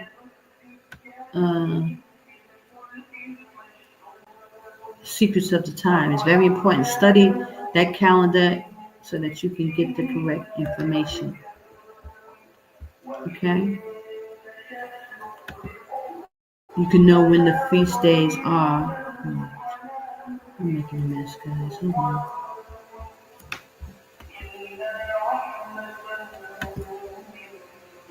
Hold on, let me go on mute because that's loud.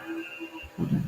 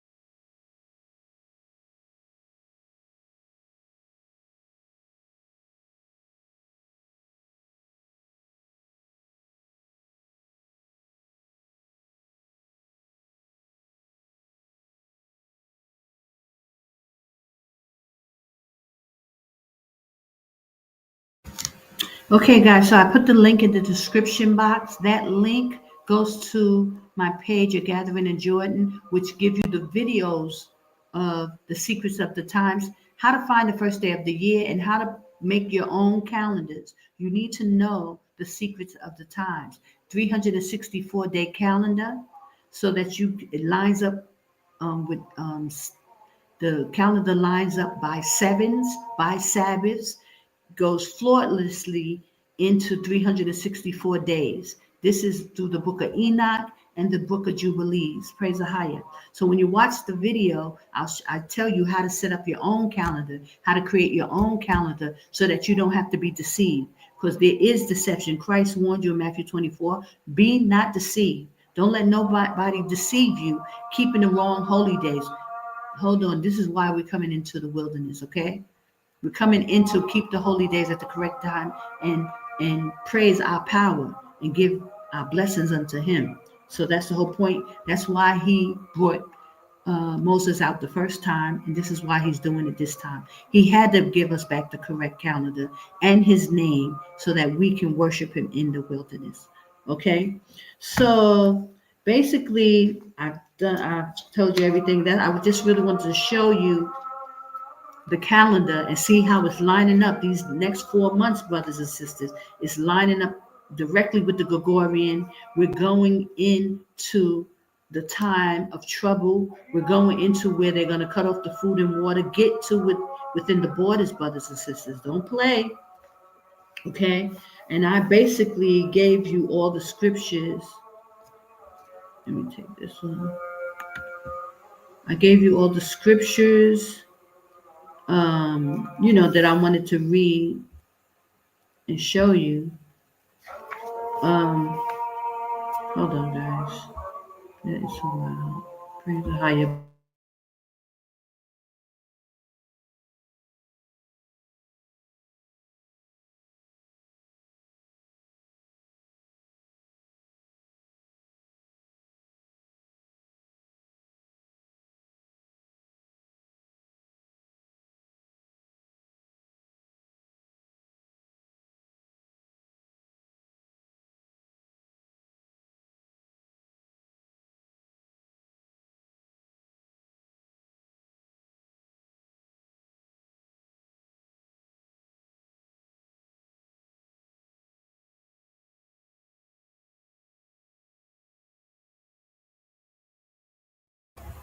Okay, so I went on mute just to cut out that prayer.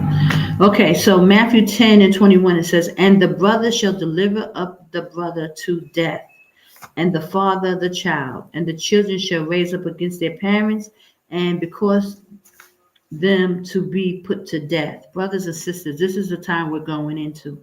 People are deceiving our people. People will cause you up to be afflicted, because if you're not told to get out of Babylon, you will be destroyed there. America is Babylon, okay? And Jordan is the safe place, according to the Bible. Matthew 10 and 22, it says, and ye shall be hated of them, of all men, for my name's sake, but he that endureth to the end shall be saved. So you're not automatically saved, and that's the scripture, that's the Christian doctrine. So everyone is saved, that you saved. No, the scripture says no one is saved until the very end. You must make it to the end. You must endure to the end and get through this and get out of Babylon and make it.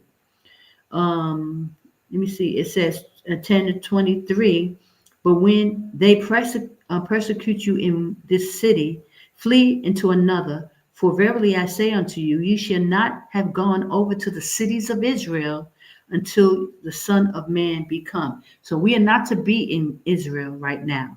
Jordan is not Israel, it's on the outskirts of Israel. So we're within the borders of the Most High, but we're on the outskirts of Israel. And this is where the Most High said that he will protect those found within his borders. So don't go to Israel. This is not it, because the Gentile has defiled the land. They take down the land. It's not yet time, but we are to come to Jordan, which is on the outskirts of Israel. Okay. Just like in Ezekiel 38 says, on the sides of Israel. This is not Israel. Jordan is not Israel. It has never been considered Israel. Okay. So don't let nobody lie to you about that.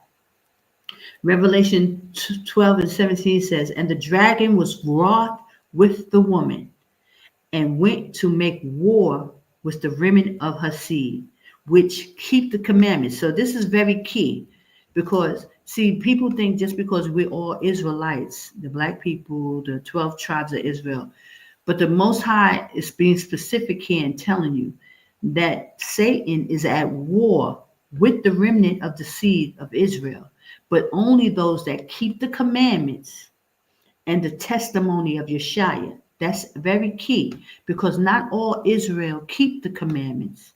Not all Israel has the testimony of Yashaya. Now, let me just tell you, like some of these Israelite groups, like IUIC, they say they're Christ. Many come in my name saying Christ, Christ, Christ. They say Christ all the time. They talk about Christ and everything, but they are anti-Christ, because they don't do the water baptism. They don't do the laying on hands and things like that. They don't believe on these things. So actually they anti-Christ. Yeah, they say they're Christ, but they don't believe on Christ as the scriptures say. So that's why that key is very important. It says those that keep the commandments and have the testimony of Yashaya. You can't have the testimony of Yashaya if you don't do the water baptism. The water baptism is very significant. It's the only way you can cleanse yourself of your sins. We can't make it into the kingdom. We're not coming to the kingdom if we don't do the water baptism. It's a requirement. First of all, you must be cleansed, made clean and white.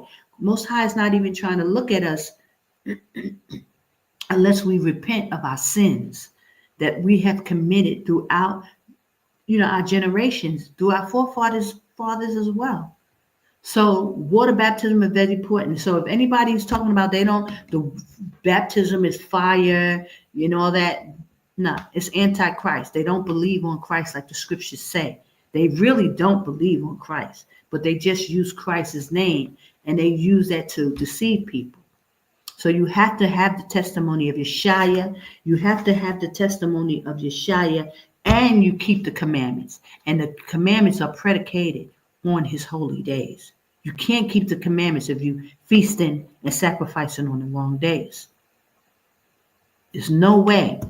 So that key, Revelations 12 and 17, is very important. That's why they had to take down Elder Vakar.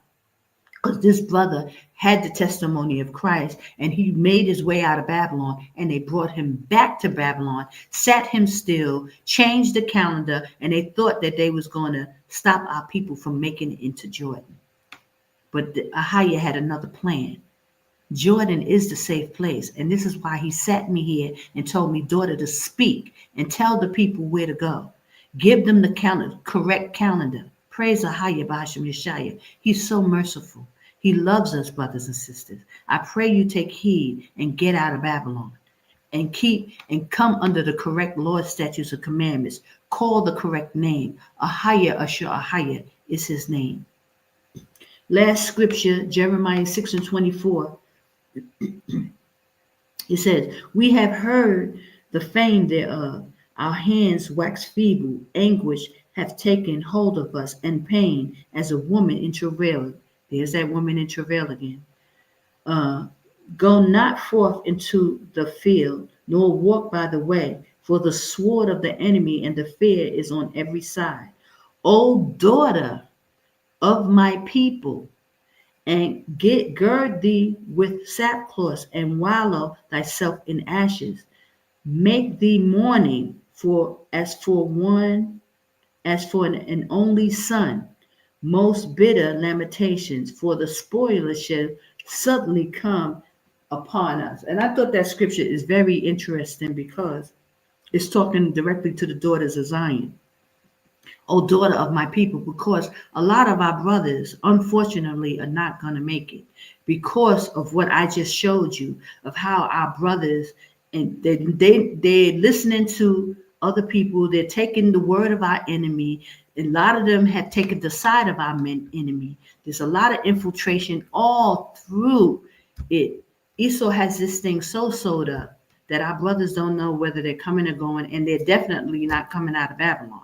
So a lot of our men are going to be destroyed. So this scripture here says, O daughter of my people, gird thee with sackcloth and wallow thyself in ashes. Make thee mourning as for an only son. Most bitter lamentation, for the spoiler shall suddenly come upon us. Because a lot of our sisters are sitting in Babylon waiting on the men of the Most High to make a move, and they're not moving. So a lot of daughters, just like the scripture says, there'll be 7-1 in that day. There's a lot of sisters going to have to make the choice to come out on their own. And a lot of sisters are sitting around waiting for their husbands and men to make a move. And they ain't wondering why they ain't moving, But this is why, because a lot of them refuse because of wickedness, of sin. They refuse to, go back to these scriptures wholeheartedly. They're not listening to the Most High. And because of their wickedness and sin, they will be destroyed in Babylon. And a lot of our sisters are going to have to just pick up and come out and get their children out of harm's way. And it is what it is. So I wanted to leave that scripture for food for thought because, a lot of the daughters of Zion are trying to be obedient and stick by their husband and stick by their men. And, and rightfully in the perfect situation, that's what we're supposed to do.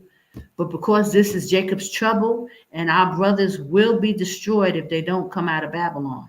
And a lot of them have passports. A lot of them have dealing with a lot of stuff because they are under attack. They're not coming back to the law, statutes, and commandments like they're supposed to. They refuse to obey AHAYAH and come back to these scriptures like the Most High said, come back to them.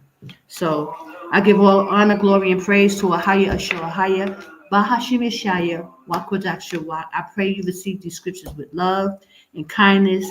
I'm not attacking my brothers. I love the men of the Most High, and I'm praying for them. I pray our brothers get out of there and get out of harm's way, get to Jordan, get to the safe place, and start to build and stand in the name of Yashaya, AHAYAH, B'Hashem Yashaya.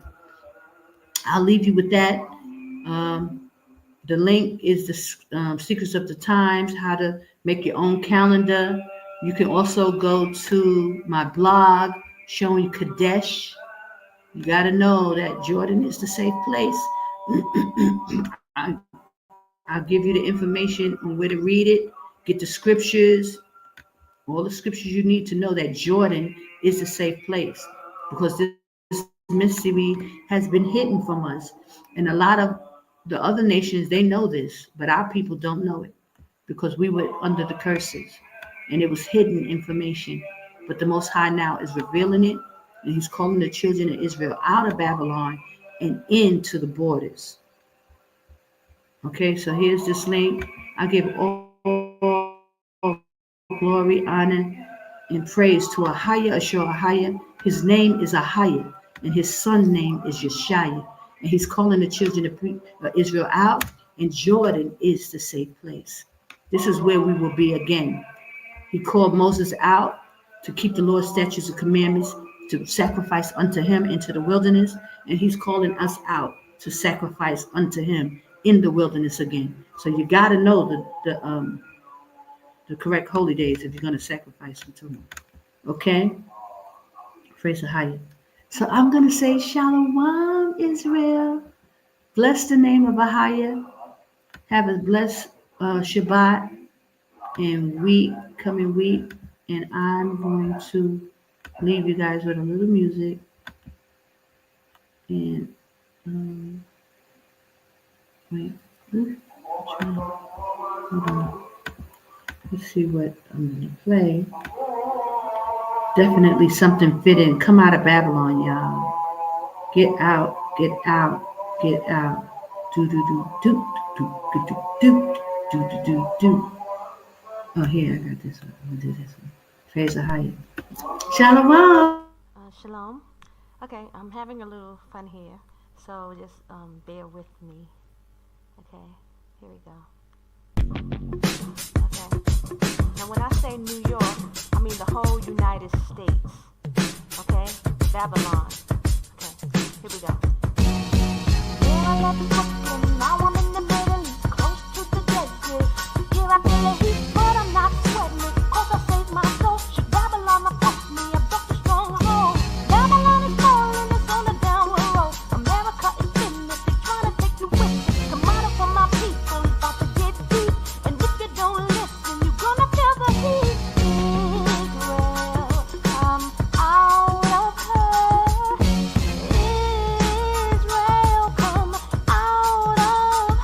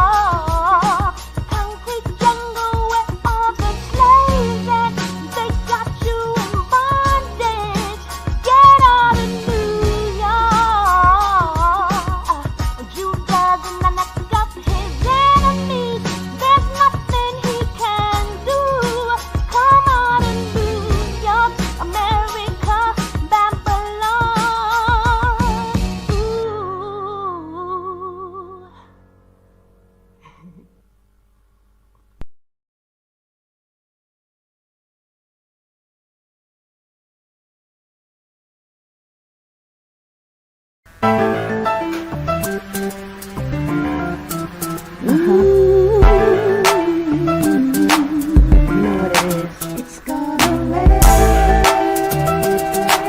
We're going in praise It's to gonna AHAYAH.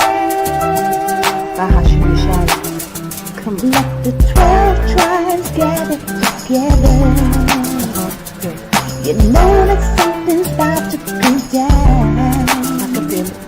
A higher coming, blowing the trumpet. So gather up well, yeah. Let's go, y'all.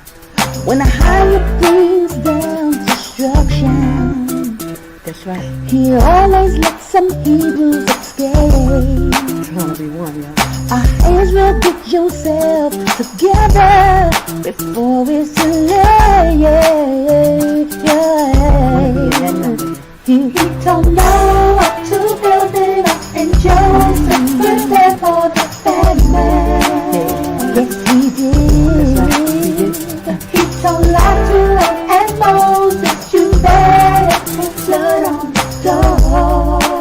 So I'm telling you now, Going down. it's gonna rain. It's gonna rain. Ooh, it's gonna rain. Brimstone and fire, It's y'all. gonna rain. It's coming. Get ready. It's gonna rain. Brimstone and fire. Come on. Let the 12 tribes gather together. It's the car where you at. You know that something's about to go Let alone. down. A highest coming, blowing the trumpet. So gather It's all around. Jordan, it's the place. Come on. He don't know what to build it up, and Joseph prepared for the famine. Yes, he did. He told Joshua and Moses, you better put blood on the door. So I'm telling you Get out now, of Babylon. it's Come on. gonna rain. It's gonna rain. Get yourself together. Get out of Babylon. It's gonna rain. What's going on is falling. It's done. It's gonna rain. Come on. Check this out. Listen. As in the days of Noah, so shall the Son of Man be. It's gonna rain. As in the days of Noah, so shall the Son of Man be. It's gonna rain. As in the days of Noah, so shall the Son of Man be. Yashaya coming. As in the days of Noah, so shall the Son of Man be. It's Yashaya gonna coming. Come on. Y'all know what it is. Babylon is finished. Come on. We're gonna be praising the higher. Over in Jordan. Jordan is the place. Come on. Let's go. You ready? Know what it is. Come on. It's going It's down. gonna rain. The days of Noah, so shall the Son of Man be. It's going gonna down. rain. The days of Noah, so shall the Son of Man be. It's Get out of gonna Babylon. rain. The days of Noah, so shall the Son of Man be. It's gonna rain. The days of Noah, so shall the Son of Man be. You know what it It's is. gonna rain. The days of Noah, so shall the Son of Man be. Safe It's place. gonna rain. The days of Noah, so shall the Son of Man be. You're gonna get that It's feeling. gonna rain. The days of Noah, so shall the Son of Man be. It's gonna rain. The days of Noah, so Get out of Babylon. Let's go. it's gonna rain. It's gonna rain. It's gonna rain. In the days of Noah, Jordan is the place. We're gonna praise the Lord for His deliverance. Yeah.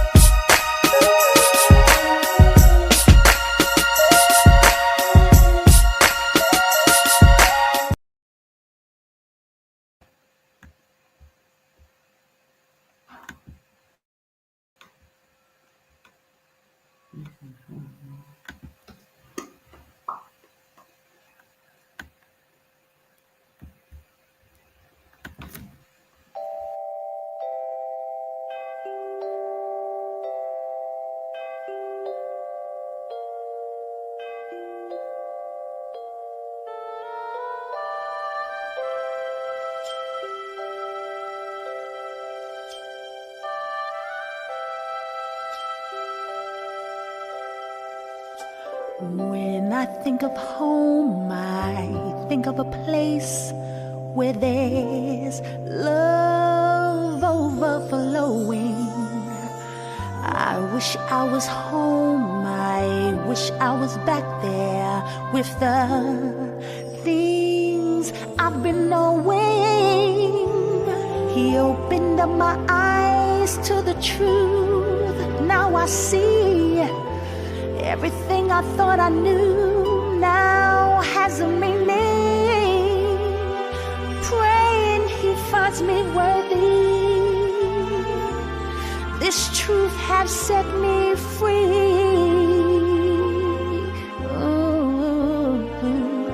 Maybe there's a chance for me to go back now that I've had some direction. It would sure be nice to be back home where there's love and perfection. And just maybe I can get to see Yashaya show up, giving me a chance to clean up my life and grow up. It's cleansing me of my sins. Oh, please let me start again.